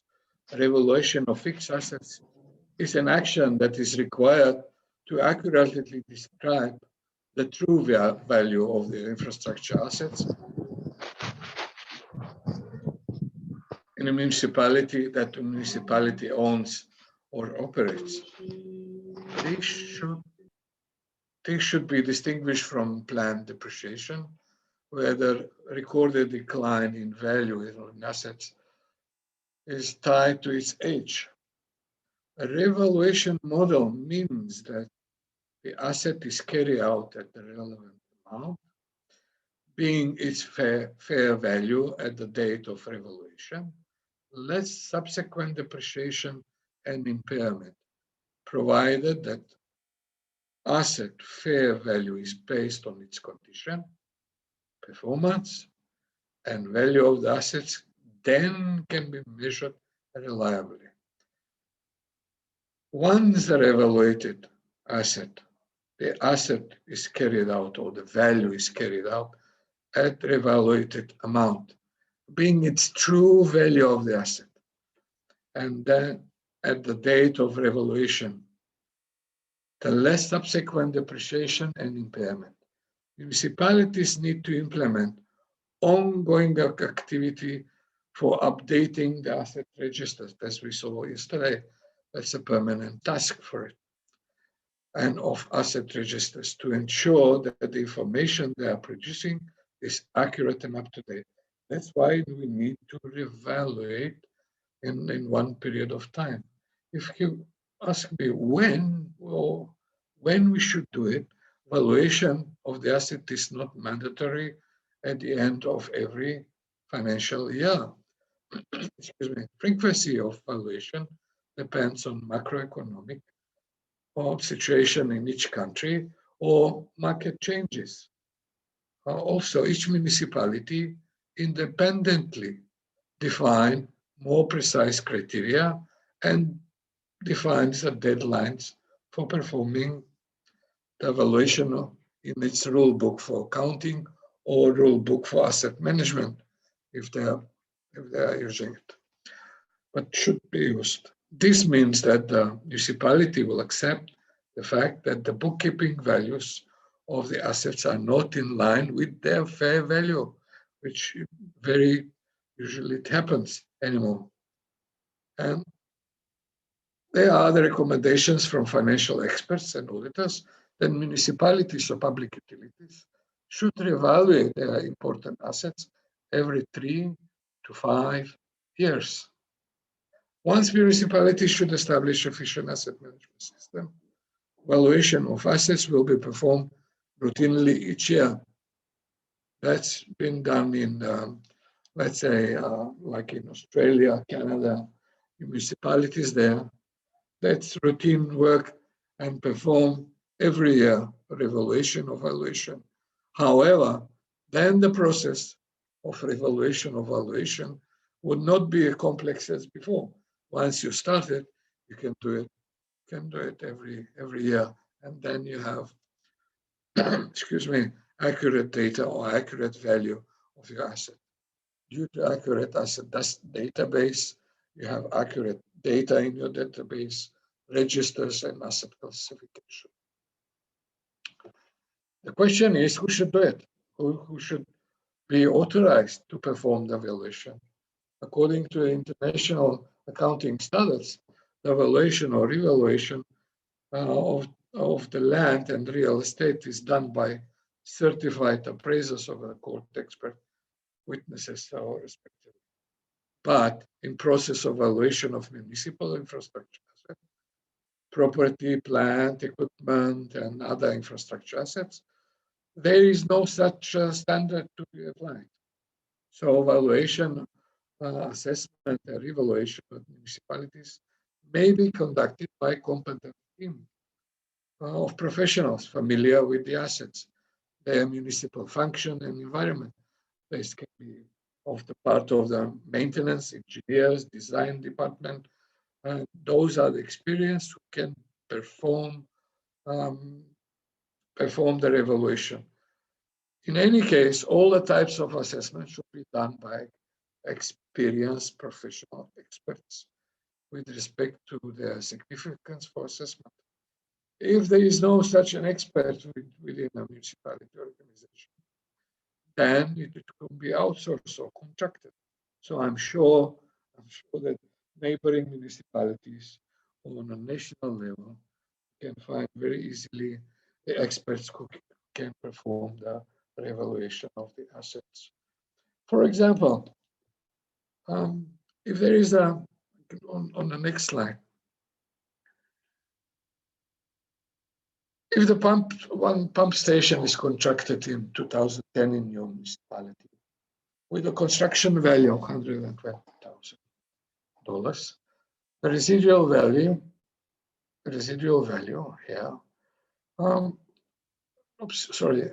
there on the end of the service life is $10,000, and within of 25 years of expected service life. Today, in the year 2012, we haven't done any revaluation. We waited, let's say, 10 years, and we start the evaluation. And the team of our experts from asset management team went outside and evaluated the condition and performance of the asset, and they came with a report that the remaining service life of assets, it's about 40% of the estimated service life, which means 10 years instead of 40, 10 years. Let's go back. How do we estimate here remaining service life? Very easily. 25 minus, let's say, 11 years from 2010 to 2021, it's 11 years. So 25 minus 11 is 40. But our asset management team, due to condition and everything, they estimated that it's not 14 years, it's 10 years remaining service life. And you can see how the other, the line is dropping down. So, but we need, because this is a very important asset which supplies our, let's say, municipality or part of the town or city, then we call the experts to reevaluate, and they came up with a report, which means to decrease another 10%, which 30% of the estimated service life, which means 7.5 or 8 years remaining. and it's in very bad condition, and it needs urgent replacement. So experts use the method which I've discussed before, which is replacement cost method, and current value of the pump station should be 8 years divided by 25 years times 120. Now it's 38.4. If you can see the difference here, we have 57,000. It's a big difference then, and it's a very big impact on municipal revenue. So the urgent decision must be made for replacement, or let's say, or renewal or replacement of the pump station. Otherwise, if we continue like we have waited 10 years ago, now we can have a problems estimating tariffs and taxes. Plus we're going to suffer. Our municipality will suffer with revenues because of the increased maintenance. We will expect very high maintenance cost and operational cost, which could not be covered by the revenues from the taxes or from the water bills. Now, one of the most challenging areas of asset valuation involves decision on which form of the current cost valuation should be used, a renewal or replacement, or sometimes to have or rehabilitation or reconstruction, which is the same in one word, it's renewal. In the renewal, we think about rehabilitation or reconstruction of the assets. Both methods are essential for effective asset management of assets. However, it's important for each local government ensures that we know, understand the purpose of each valuation, why we have to do it, what are the demands, why we need it. In general, renewal valuation should be used for effective management and decision-making in relation with the current cost of the existing assets, determination of the appropriate maintenance and renewal strategies to maintain existing assets at appropriate level of service. On the other hand, replacement valuation is used to determine the relationship of our existing assets to the standard of assets which they will replace it. Also, we need to know what is the current demand of our end users. Excuse me. Also, for the replacement valuation, we have to determine the future replacement of or major renewal programs to set of appropriate depreciation levels. We have to see what's the appropriate depreciation. As you can see on the slide, the replacement sometimes can be very high here. Cash replacement cost very high. Here it's medium, but only for a small rehabilitation of the road, let's say, it's smaller depreciation and value to rehabilitate. It's important that we, as future asset managers or asset managers, have a clear picture what's the current asset depreciation is and the impact that you have for eventual borrowing, so rate paying. For example, if we don't have a lot to cover all the depreciation or replacement cost, then we have to say, let's say 50 or 60% of this amount, we have to do the borrowings, but we have to think about rate paying before moving into the area. Or maybe we can ask for donations, let's say, or grants. But even the grants grant funding can be, let's say, 100%. Each municipality has to contribute, let's say, at least 20 or 30% these days. Quite often we'll be in a situation where the variety of options to recommend to the decision-making final, what we're going to do: replace, rehabilitate, reconstruct, or replace the.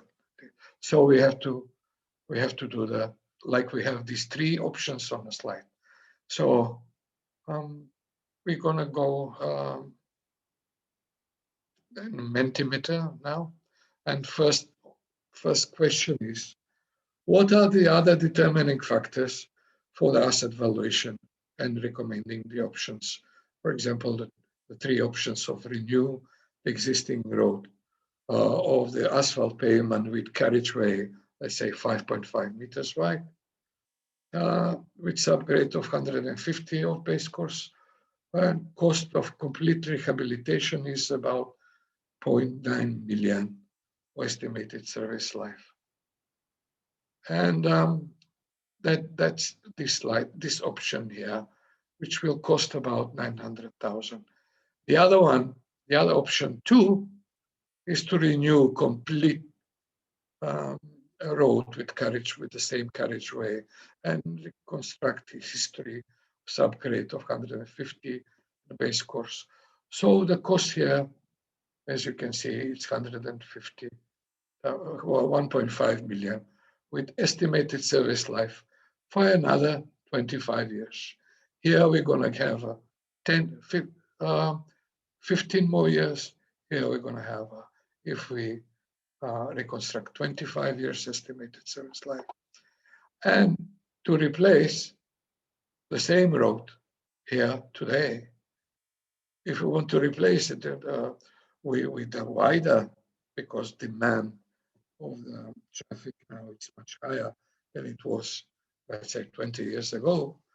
It's a carriageway, instead of 5 meters, now it's 7 meters with 2 meter shoulders. Engineers, they know what the shoulders are. These are the sand areas from both sides of the excuse me, of the road. And we will increase subgrade. The cost of the new, it's estimated almost double than to reconstruct, which is 2.8 million here. The current replacement cost is 2.8 million, but we're going to have extended service life for another 40 years. So we have these basic, let's say, factors. In your opinion, what are the other determining factors? So you should need it in order to finally recommend which are the options to choose. I think they are it's not only enough depreciation or money needed, or let's say, we know the extended service life, let's say, those are the valuable parameters and factors, but there should be some other factors. What do you think? Can we have the Mentimeter first slide, please?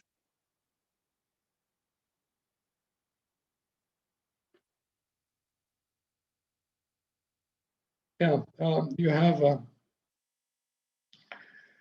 the link in. Yes, it's time, effectiveness, and costs.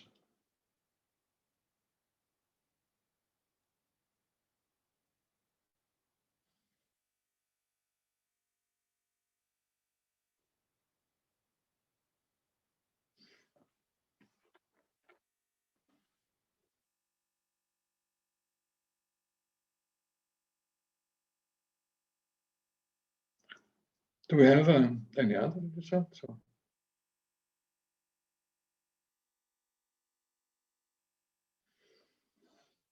Okay, it's coming now. Costs, technology, capacity, effectiveness. Please be sure to click the link in the chat to the Menti poll to submit your answers.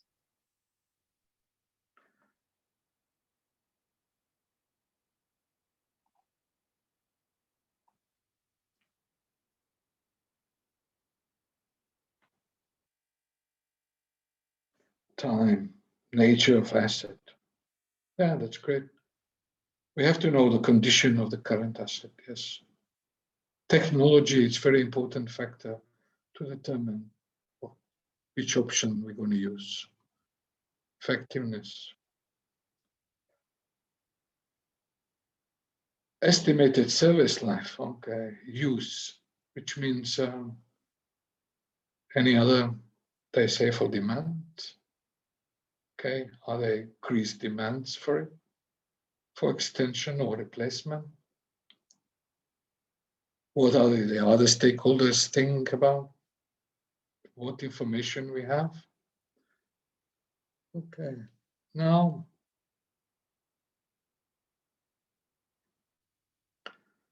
cost, yes, that's a primary factor for determining. And we should also think about, as I said before, how we're going to repay the borrowings and how much municipality has the capacity to invest in a new replacement or renewal, and what we should do. So what are the costs are? How can we cover them? Yes, you're right. So in the next slide, probably we're going to see, thank you for your suggesting what are the determining factors, which most is time, cost, and technology, which are expected that. And probably the key factor of these options is not only what is appropriate depreciation and let's say money needs, cost, as you said, to be spent, but or the life cycle, the time, as you said, perspective to deliver the level of services required to customers. We have to think about that.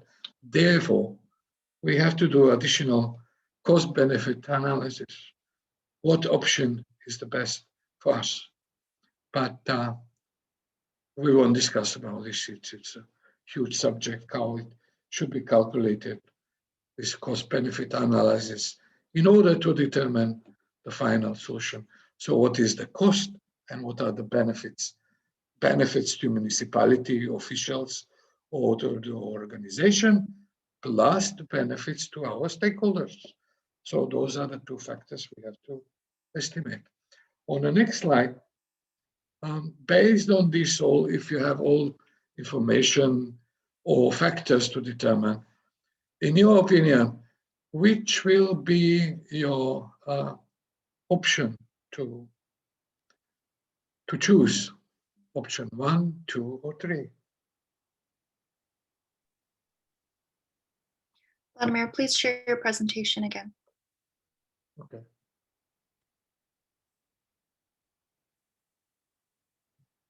This is not mine.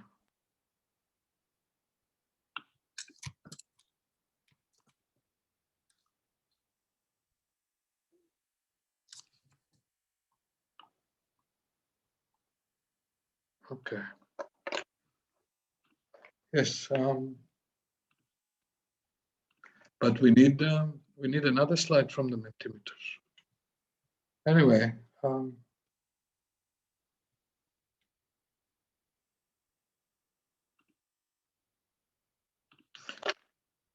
yes, the option is rehabilitate, reconstruct, replace. So far, we have, let's say, 20.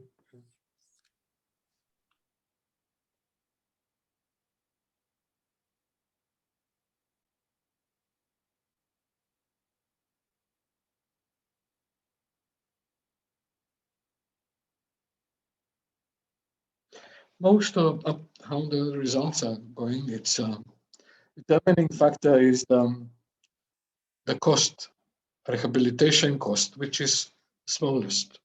But on the other hand, you have you have, let's say, only 10 years of extension of the service life.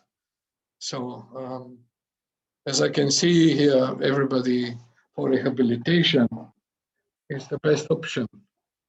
That probably is determined by the cost of the investment cost or rehabilitation cost, the value. It's the smallest. It's about, as I said, 900,000. And comparing the other one, 1.5, but we have extended life of 25. But as I said before, and I'll repeat again, in order to determine which are the options for it and what are the available funds on the market, say grants, or do we have our capacity to pay to repay the loans and to borrowings. Then we have to do the cost benefit analysis. What benefits we're gonna have if we rehabilitate or reconstruct or replace the asset. Thank you very much. We can continue.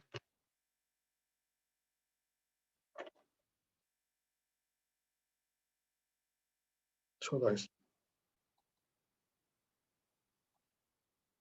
Okay, again.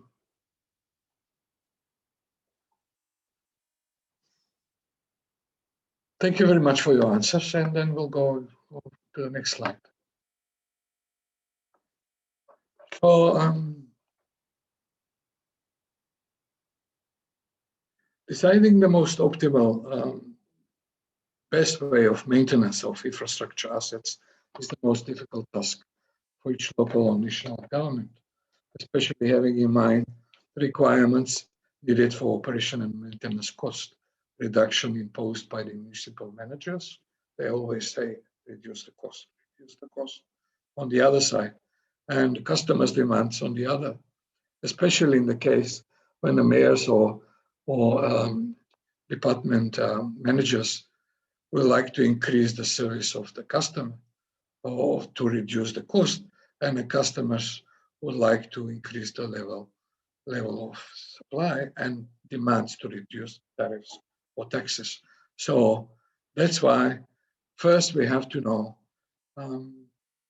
we have to use right data to determine the most urgent actions is the best way. What we have to do first is to prioritize which are the critical assets. So how it's going to help us with what type of maintenance, control, or innovation, replacement, like we see before, of assets, and when we should do it. Should we wait up to the end of the service life? It's going to be late, or in the middle. How to determine the best combination of cost, risk, and things, similar things to performances and relations to interventions that are taken. So the next step is doing the analysis journey in our asset management analysis journey is to do the assessment of critical assets, as you can see on the slide, on the three steps. The first step is asset condition assessment, where we receive the report about the condition from the evaluators, which says sound and regular maintained, but showing minor signs, delivering good efficiency in minor performance. And then we estimated service life, it's about 20 years left, which means it's in a good condition. And we'd rate it 4 from 5. These ratings, as you can see there in the book, and Ajit was talking about presenting yesterday on condition assessment ratings, and that big table from scoring from 1 to 5, from new up to, let's say, replace it. Step 2 is to see the probability of failure.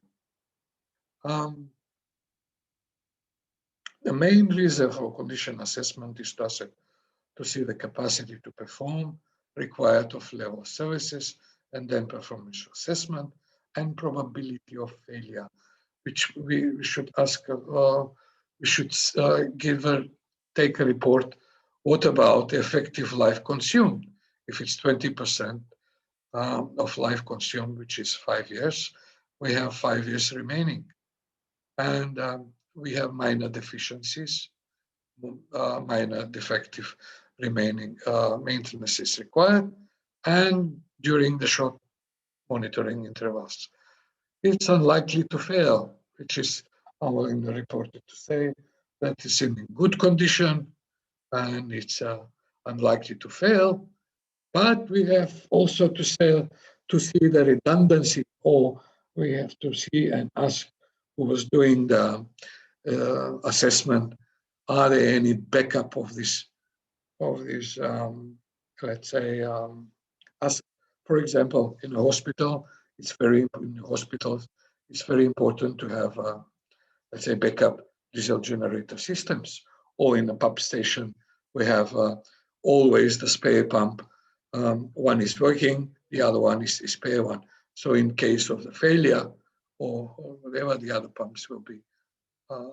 That's why we have to think, if there is no backup, then we have to reduce the rating. Probability of failure is higher.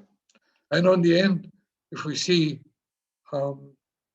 what is the probability of failure, or let's say 2, what are the consequences to impact to, let's say, municipal employees, to the health and safety, it won't have any impact, let's say, consequences.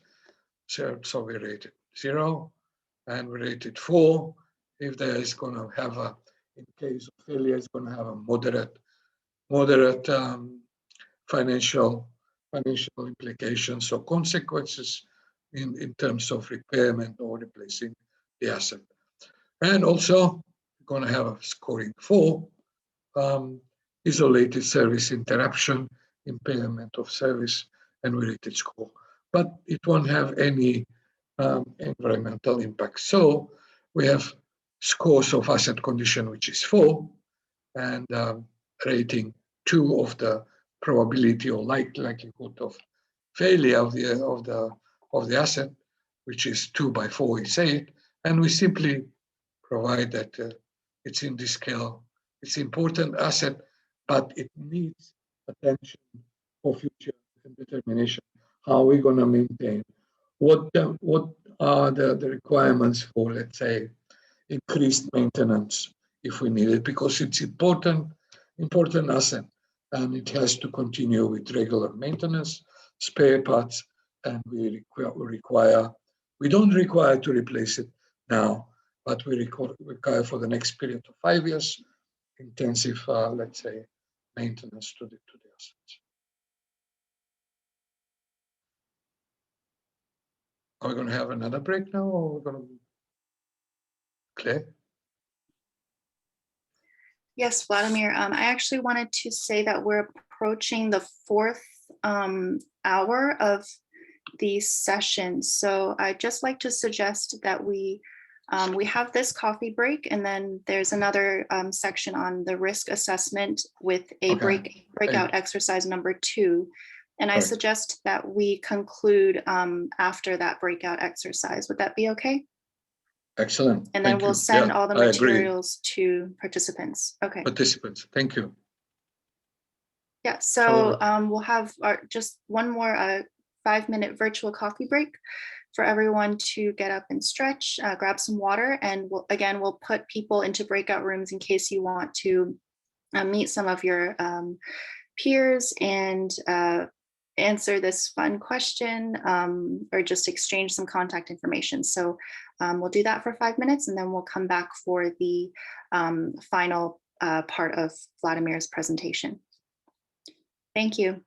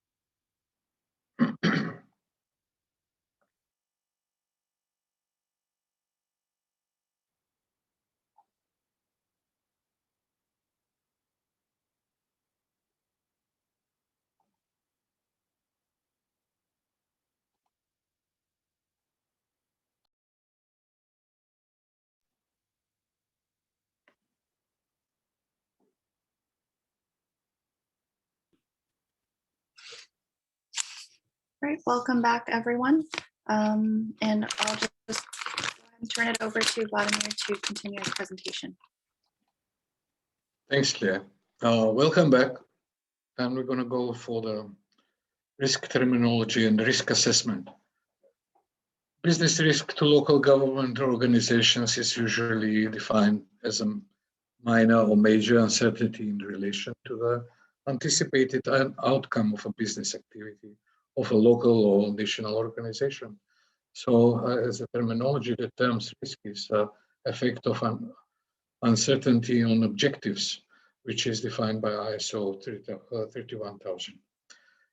To assess the business result is a leverage of method is used for the so-called fixed factors, fixed cost respectively of business municipal expenses.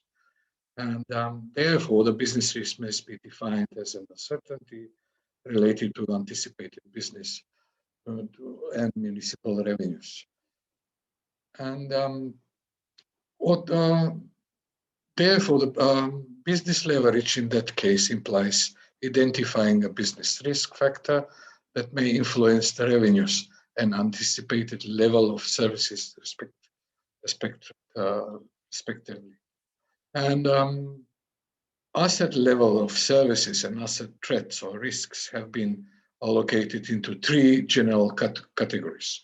What is the asset condition, which is the physical state of the asset. We see the factors that impact the condition of the asset include physical state like cracks on the bridges or on the roads, collapses on some, let's say, retaining walls, wear of the pipes, potholes, etc. And asset performance is also the second category, which it's a condition related to adequacy of the assets to operate and function safely. And if there is no backup, for example, for this, then the performance should be rated, as we said earlier, lower efficiency and effectiveness. Also, on the third category, exposure to hazards. Hazards can be natural, climate change, which we're going to see on the next session with Dustin, who's going to present all this I think in 2 weeks' time. And man-made causes, which are technical faults, all the terrorist attacks and things like that. So we have to assess all these general categories on to level of service. So how do we do the risk assessment? Risks can never be fully eliminated, only managed. So risk assessment or criticality of infrastructure assets determines the level of probability assets could fail.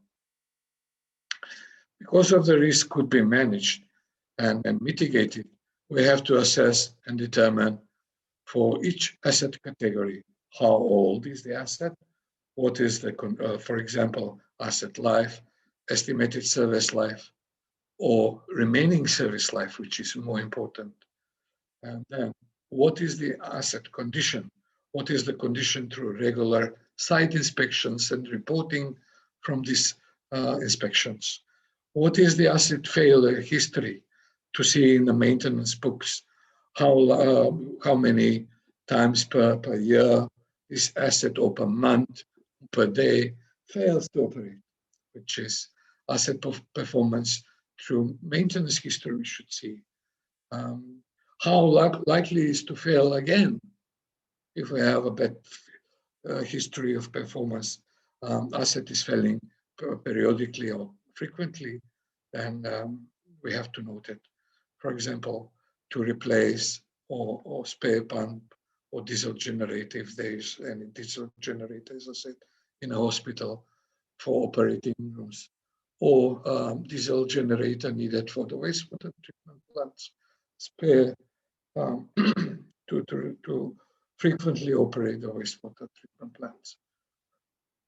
What are the consequences, which is we have to determine of failure to public health and safety, level of services, what are they reduced, financial implications or consequences, environmental to the environment, and also to public perception. If this asset fails, what the perception will be to municipality or the public utility in the eyes of our customers. So requires expertise and input of the asset management, but also from the stakeholders, from strategic insight by municipal council, senior leadership. We need insight, expertise, and input. Financial department experts and managers, we need it by also from the tactical insights we need from the infrastructure land use planning for the future, how our municipality will be developed or town. And from engineers, we need insights, operations, maintenance experts, and things like that. So when we have, let's say, critical assets and risk assets, we have to prioritize them. Next, how we should see the risk versus asset level of service. Whatever higher level of services we have a lower risks, lower risk probability to fail. It's low because we have a high level of services, but that requires a higher maintenance cost, as you can see on the graph here. So with the high level of services here, we have high maintenance cost, and due to the time, the level of services they go down, then we have a lower level of services, but higher risk of exposure, of increased probability assets to fail, and lower maintenance cost. And then how are we going to see the optimal impact when we have to do? It's when we add two simple things, I mean, maintenance cost and exposure to risks. Then we see the minimum, but the optimum way, or when we should invest in maintenance or replacement cost is 1 or 2 years before the risk can happen, or the failure could happen with the consequences. So how do we calculate risks? It's very simple formula. It's business risk exposure, which is business running cost. It's equal to failure of consequences multiplied by failure of probability. Depends on the age, condition, capacity, and hazards. So sorry.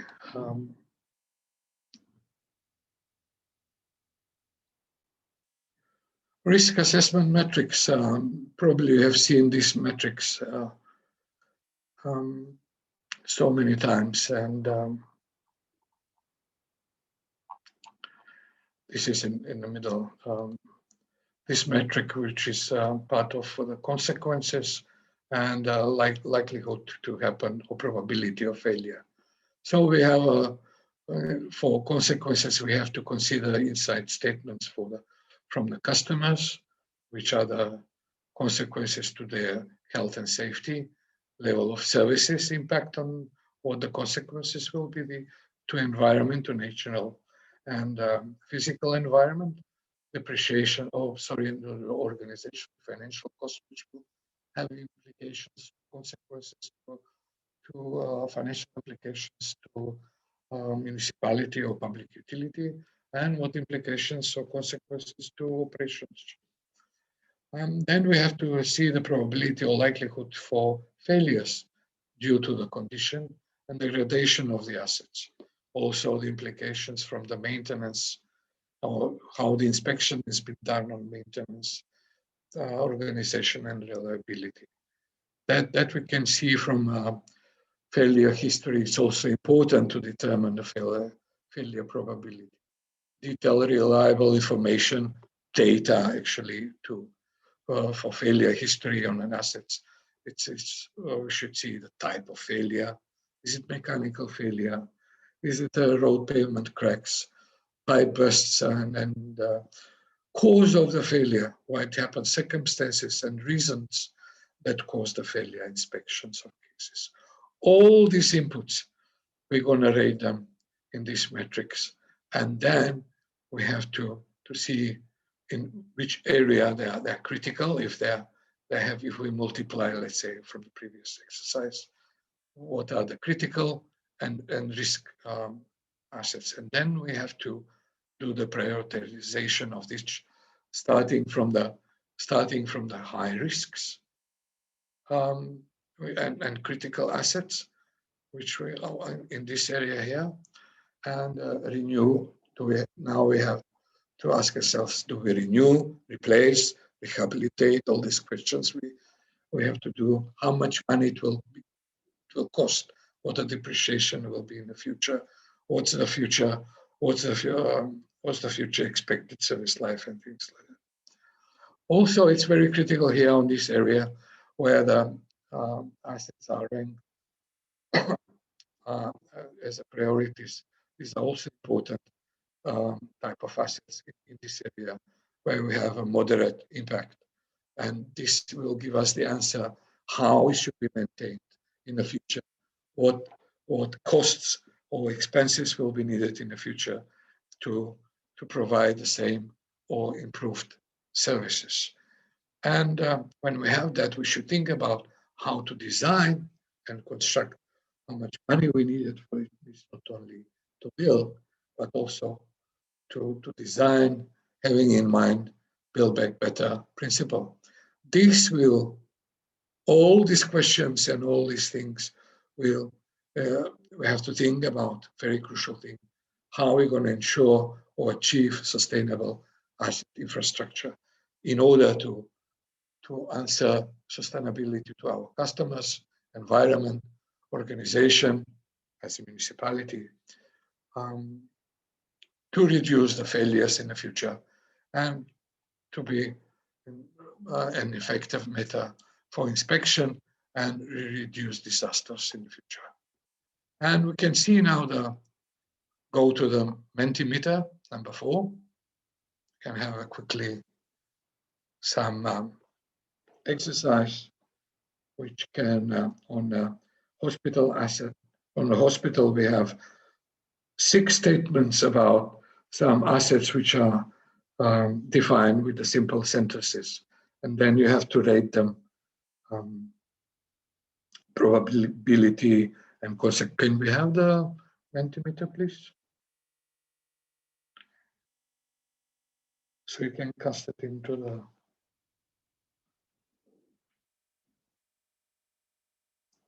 the chat, please. Can we have a link? Yes, this is the link for the next activity. So if you open it, so you can see there are the 6 statements there.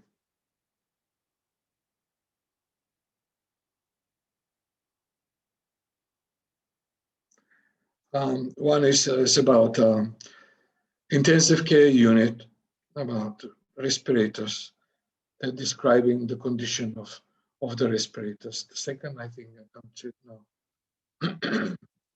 The second is about diesel generator for the hospital, ambulances condition explained. So each of these, yes, yes.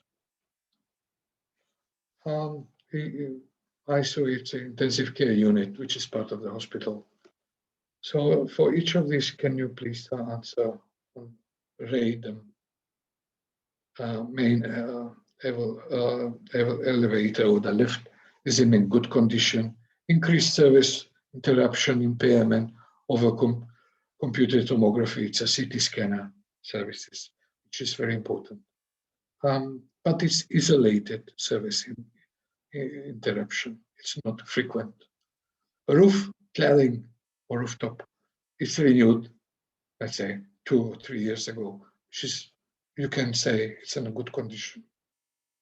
And first aid vehicles, they're in a fair condition. So please rate of these all 6 statements the probability of failure and consequences if they fail. Can you? Yes, we have, let's say, number 1, it's in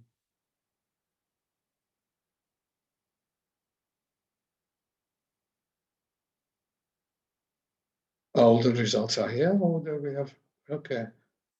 Number 2, let's say backup generator, it's going to the, let's say, risky area. Number 3, main elevator is in good condition. It's in the area where number 5 actually of cladding, which is okay, which is has a low risks. The higher risks are 1 and 2, which is respirators and backup diesel generator, which I expected. So this is, thank you. Oh, we're going to close number 6. First aid vehicles in fair condition, which are in moderate or medium risks. Now you have risk ratings in consequences and probability or likelihood of failure. You can write down what you have rated and how. Let's say 1 and 2 are most critical and risky. 4 and 6, they are there. Yeah. So on the next slide, probably don't forget now. It's when we have that, what the priority will be for your actions. What you're going to do first, second, third, and up to 6. What's the last one? Excellent. So how shall we prioritize critical hospital and risky assets? For example, okay, let's see.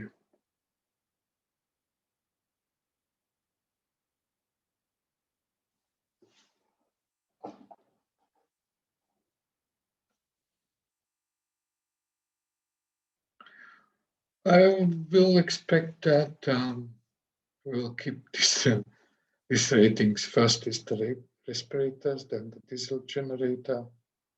Yes, okay, results are coming. As I expected, respirators in intensive care unit are very critical, especially in this period of COVID pandemic. Also, yes, okay, also needed for the hospitals and this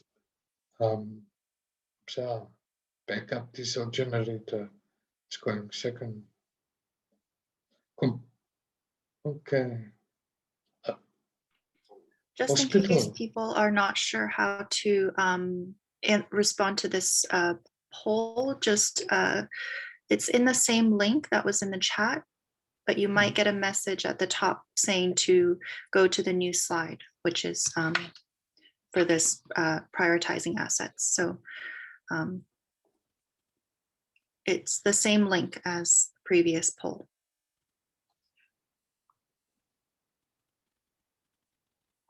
So we have about 10 responses in right now.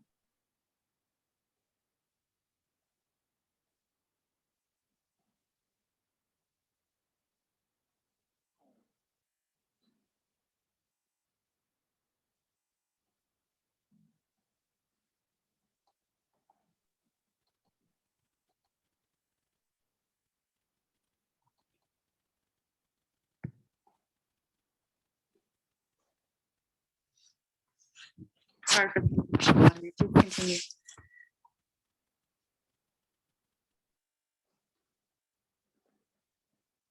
Yes, we can end up. I was expecting that intensive care unit and backup diesel electrical generator. It's on second place. Needs attention for replacement or intensive maintenance measures.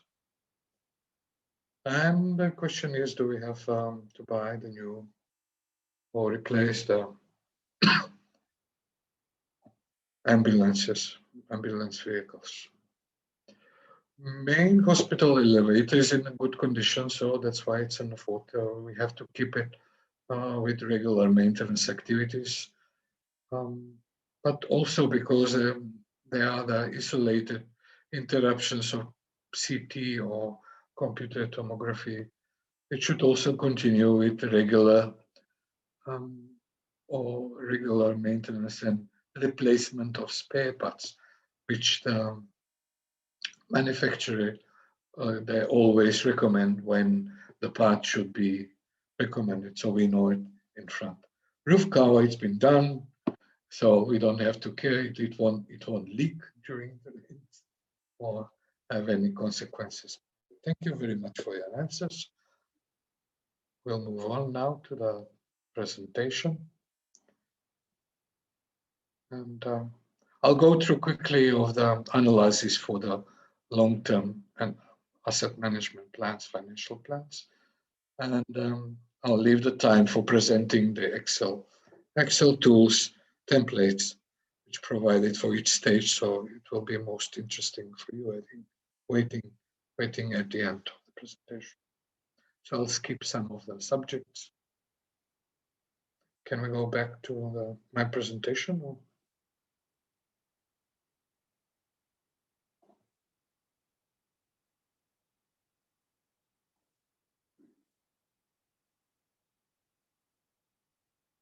So again,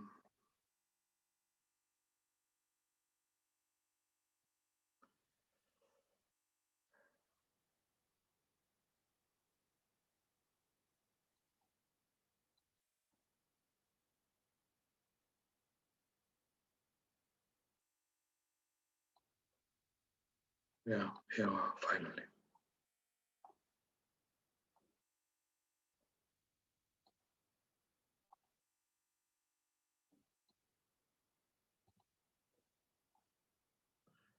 Sorry about this. Yes.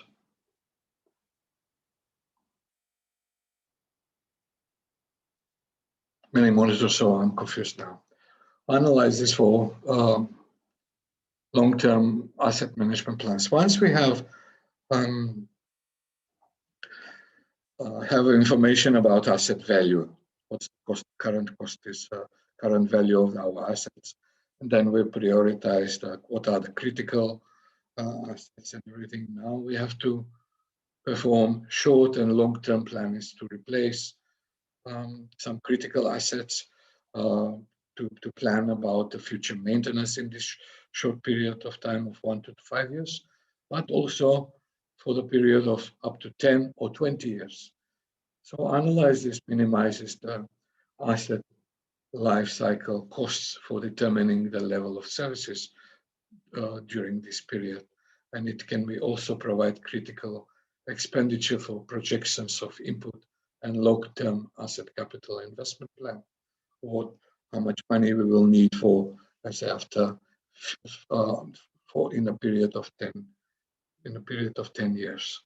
Asset management plan versus capital investment plan.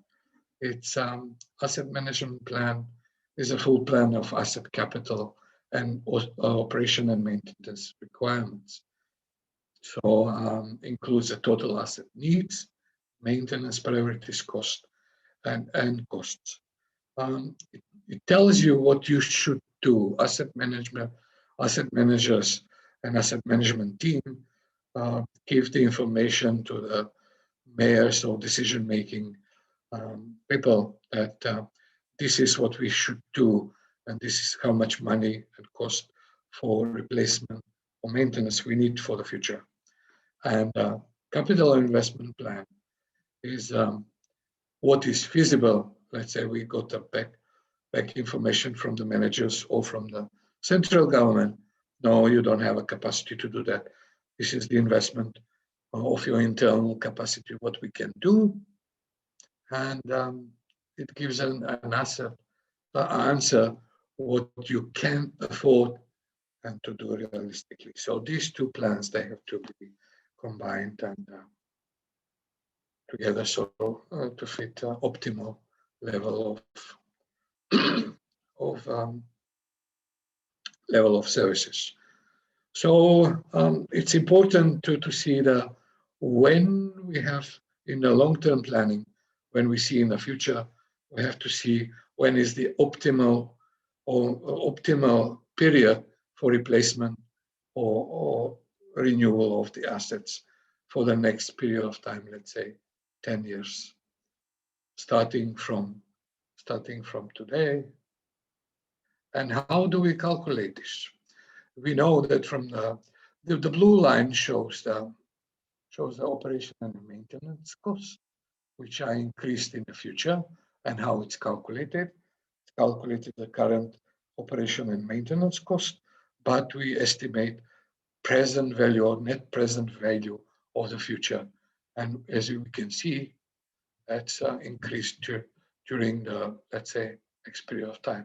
On the other side, it's if we know current value or the depreciation replacement cost today, we know the value of the depreciation or the current value of the assets they depreciate, and how we calculate it.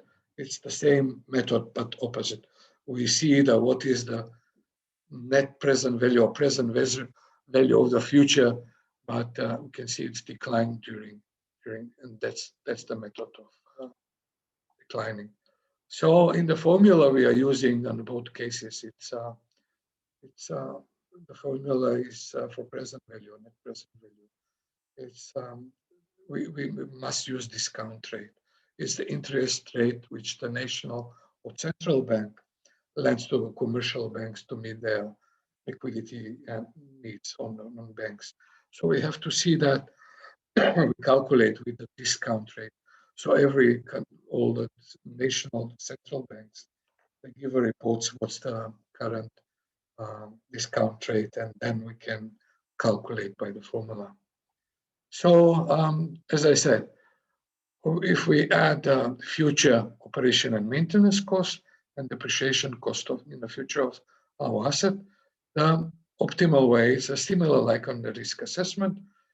In this period, for the next period of time, it's too early to invest. It's still early, let's say, second or fifth year, but the optimal where the minimum is a year before, a year after, or 2 years before, 2 years after. After that is late, or on the end of the service life, let's say on the 10th year. Too late, and the problems will come. We'll have a liquidity problems. We'll have operation problems and things because the revenues won't match the operation and maintenance cost. So simply, it's long term. How does it look like? For example, this is the short period of the next 1 to 5 years. 1 to 5 years. So we can see what's the priority critical assets with this color for each year, and also operation and maintenance cost. So you can see that they are dropping down after the third.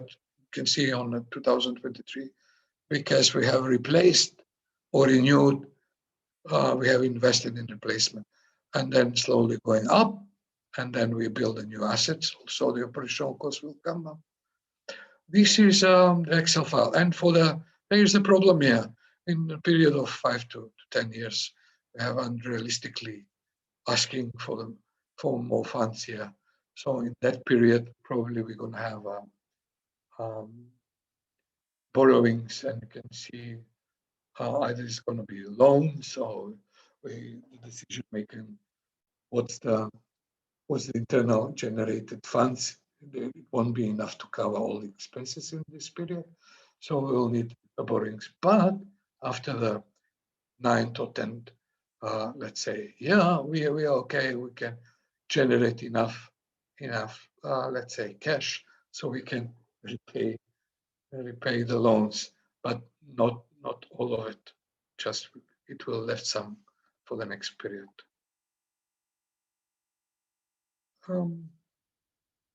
Skip the let's go quickly to key performance indicators and why it's important to have for evaluation and monitoring purposes of asset management information system.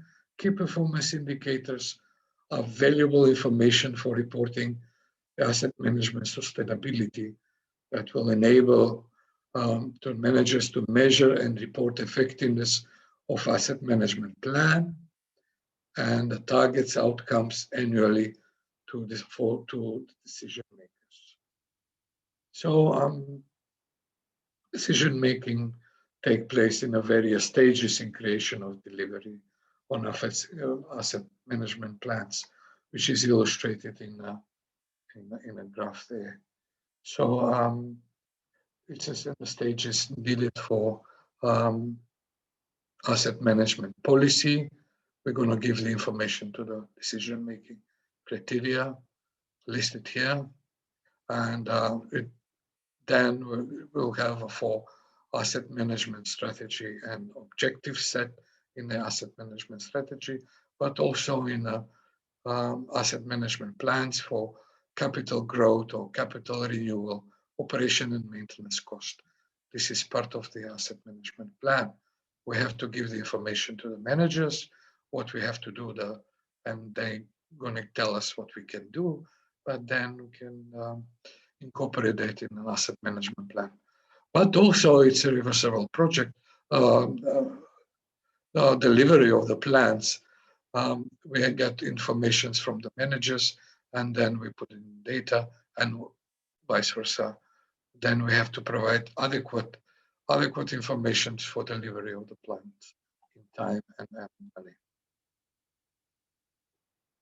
For measuring the municipal development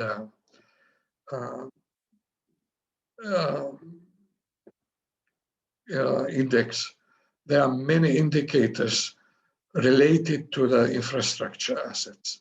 And as you can see here, we have divided into pillars, sub-pillars, and indicators. There are many indicators how we can measure the infrastructure, but all the infrastructure related to economy, health, education, social infrastructure, sport infrastructure, safety, environment infrastructure. Infrastructure systems, which are in this level, in pillars level, have an impact on achieving 95 of all sustainable development goal targets. So infrastructures, all of these infrastructures, we have to measure in order to achieve the sustainability of our municipalities. So I'm going to show you some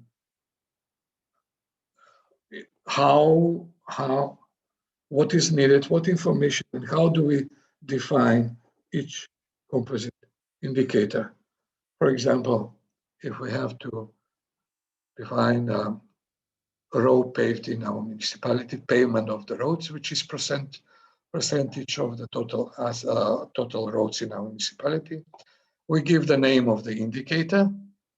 We provide a clear definition, method, how we're going to measure, and source of data. So this is valuable information. And I'm going to skip for measuring our plans, there are three major performance indicators.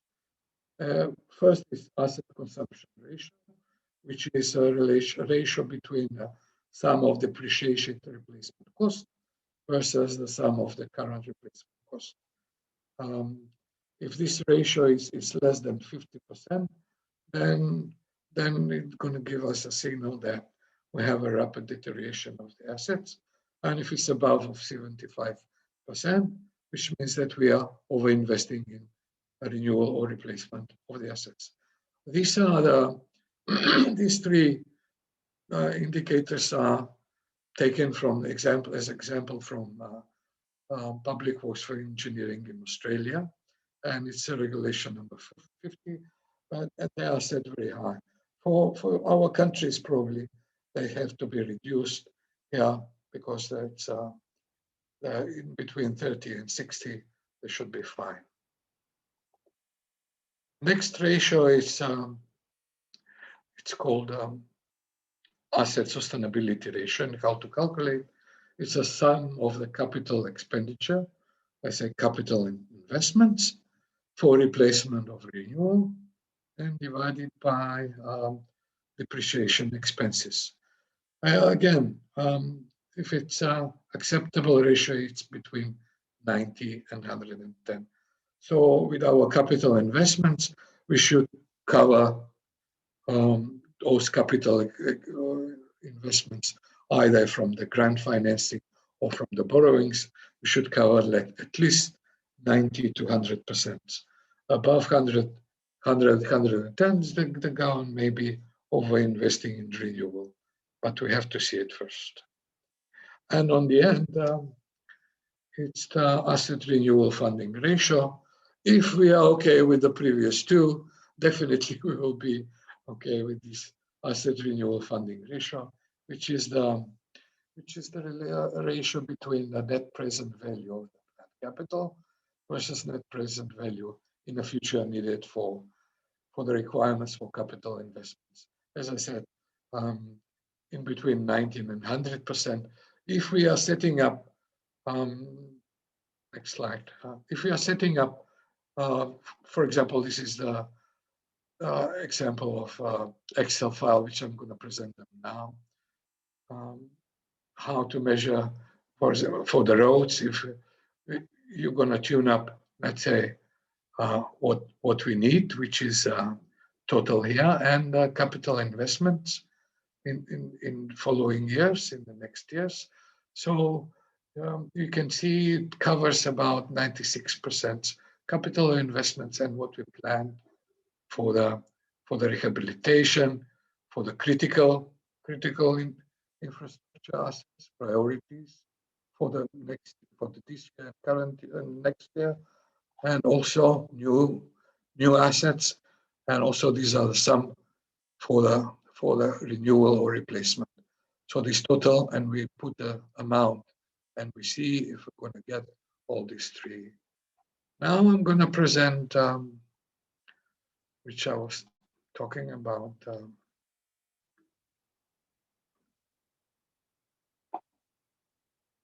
This, sorry, I have to open them now. So,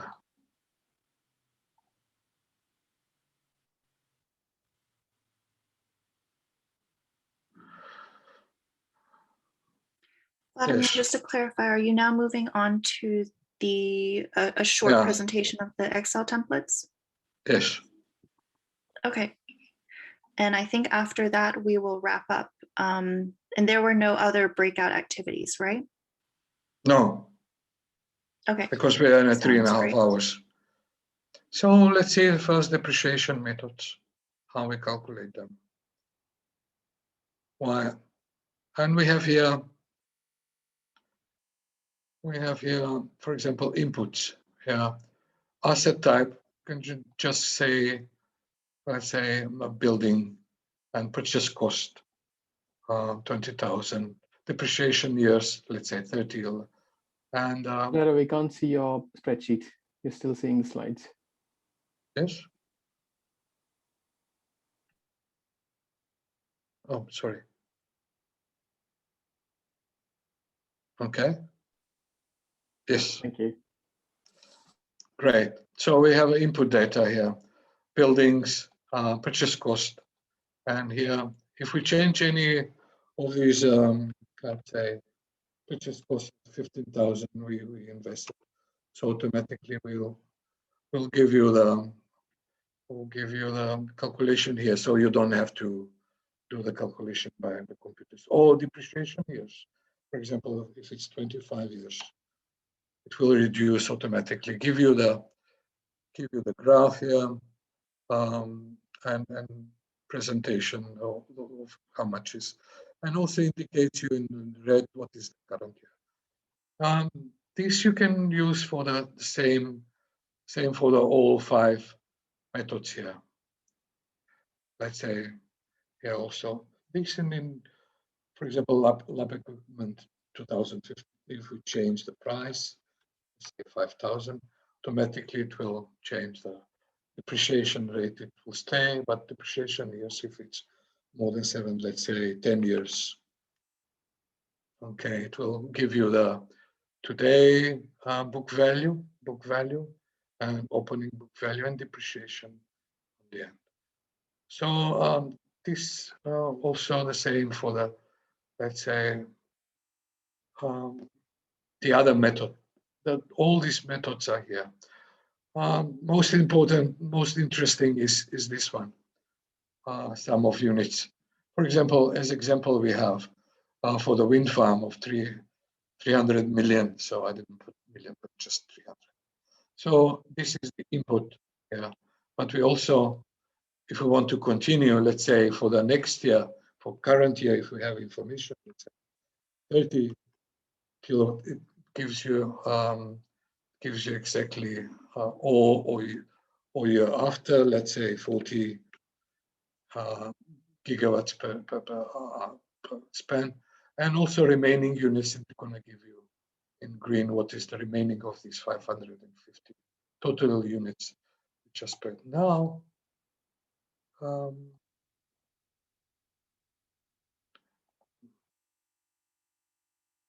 Okay.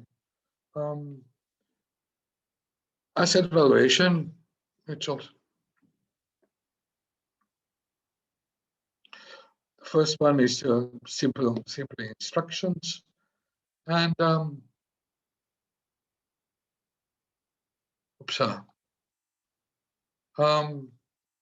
simple instructions here. Pump station, for example, which we had the example, estimated at 120, constructed 2010. And here on the white cells, here you put, let's say, what from this table, you put, for example, in between, now it's estimated 40%, which is in this category poor. If we change it into, let's say, 50, let's say it will automatically change you the remaining service life based on asset assessment. So it's improved instead of 14, 13, and so on. So, but you can also see the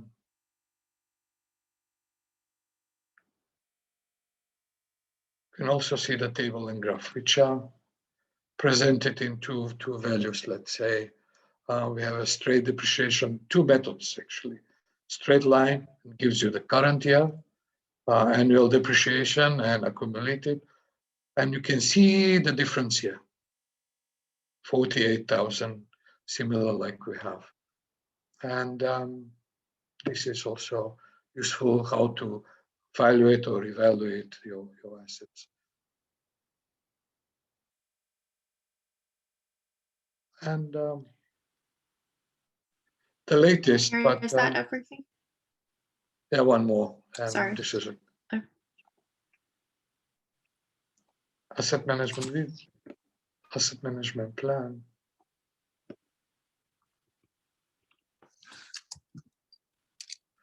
Yes, if we have for the, let's say, for the roads, and this is the input data. For example, here I can put critical assets, priority critical assets, what has been estimated for the roads, and a discount rate of 3%. If this can be changed and automatically change the net present value of the operation maintenance. Oh, sorry, 25. And gives you different story here in the optimal, and give you the different plan for, let's say, so if we change here to, let's say, current value of the assets, 9,500,000. Oh, there it's small.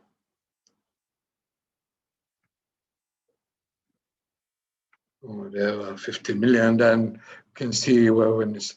So if we have water supply, wastewater, And now it's interesting, which I said, automatically when you have the water supply plan for let's say reconstruction or rehabilitation, then it gives you automatically the index and indicators how good you are.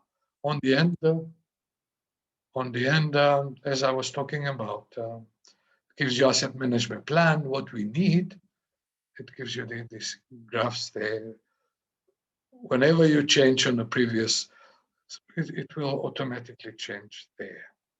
An asset management plan is what we need and what we can. This is the inflows, outlays or inflows, which the company or municipality has the capacity to invest, and what's the real one. So, and you can see if we change something, and here it will automatically change. This should be all from me, and I will give the word now to Claire to close up the session, and I will stop sharing the screen. Okay. Thank you so much, Vladimir, for such a detailed and quite technical presentation. So I think a lot of participants will have taken away a lot of concrete techniques and methods for calculating depreciation, reevaluating their assets, and so forth. So thank you very much again for that. And want to also say another thank you to Ajith for his presentation yesterday. As we have mentioned in the chat, everyone who attended today's workshop and has registered for these workshops will receive a follow-up email with recordings for this presentation, as well recordings for these 2 days of sessions, as well as the the presentation slides that you saw. Just to wrap up this thematic ground on data, I just wanted to share a couple of key takeaways about asset management data that is actually in the handbook. Let me just read those out to you as a wrap up. So, systematic methodical approach to data collection will result in a more effective and robust asset management information system, as you were presented on yesterday. And this system will deliver reliable information that's necessary for sound decision-making and ultimately for improved service performance of your assets. Also, having adequate data on the location, condition, performance, and finances of your assets allows governments to anticipate the resources that need to be set aside for repair, renewal, and replacement over the long term, particularly for critical assets. And then final point, ensuring the accuracy, quality, and quantity of asset information is a collective effort. However, the costs of collecting, validating, and maintaining data should not exceed the value of the information that you get. So that kind of is another point or a reminder of the message from yesterday, that you should always set up your asset management information system based on the use that you will get out of it, and to make sure that any effort that you're putting in to collect data is a good investment in terms of the benefit of that data that you're collecting. So as you can see on the screen, we have the new handbook we've mentioned several times now, and this specific topic is covered in chapter 5. And we also welcome you to revisit the topics that were covered in the first session presented by Linda Newton in chapters 1 through 4, and also to look ahead to the next round of workshops on crisis resilient asset management, which is covered in the later chapters, in chapters 6 and 7. So those next workshops will be coming up at the end of this month on the 30th and 31st of March at the same time. Please be sure to, the same link, the same Zoom link will be used for this workshop. So please make sure to save that email somewhere, that confirmation email, so that you can easily access that link next time around. And just a final point, I think, is on the homework. You'll get more information about that also in the email, but today's homework is actually just a very straightforward exercise, which is to collect 5 data points on the priority asset that you've chosen in your asset management action plan, which is the round one homework assignment. So 5 key data points. Again, this information will be repeated in the email, but yeah, just building on the homework assignment from the last round. To collect 5 data points and trace the data that you have as far back as 3 years ago, if possible.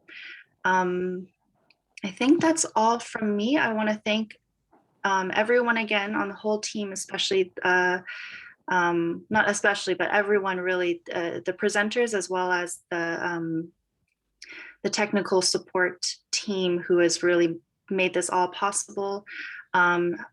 Helped support all of the Zoom polls, Mentimeter polls, and we hope everyone had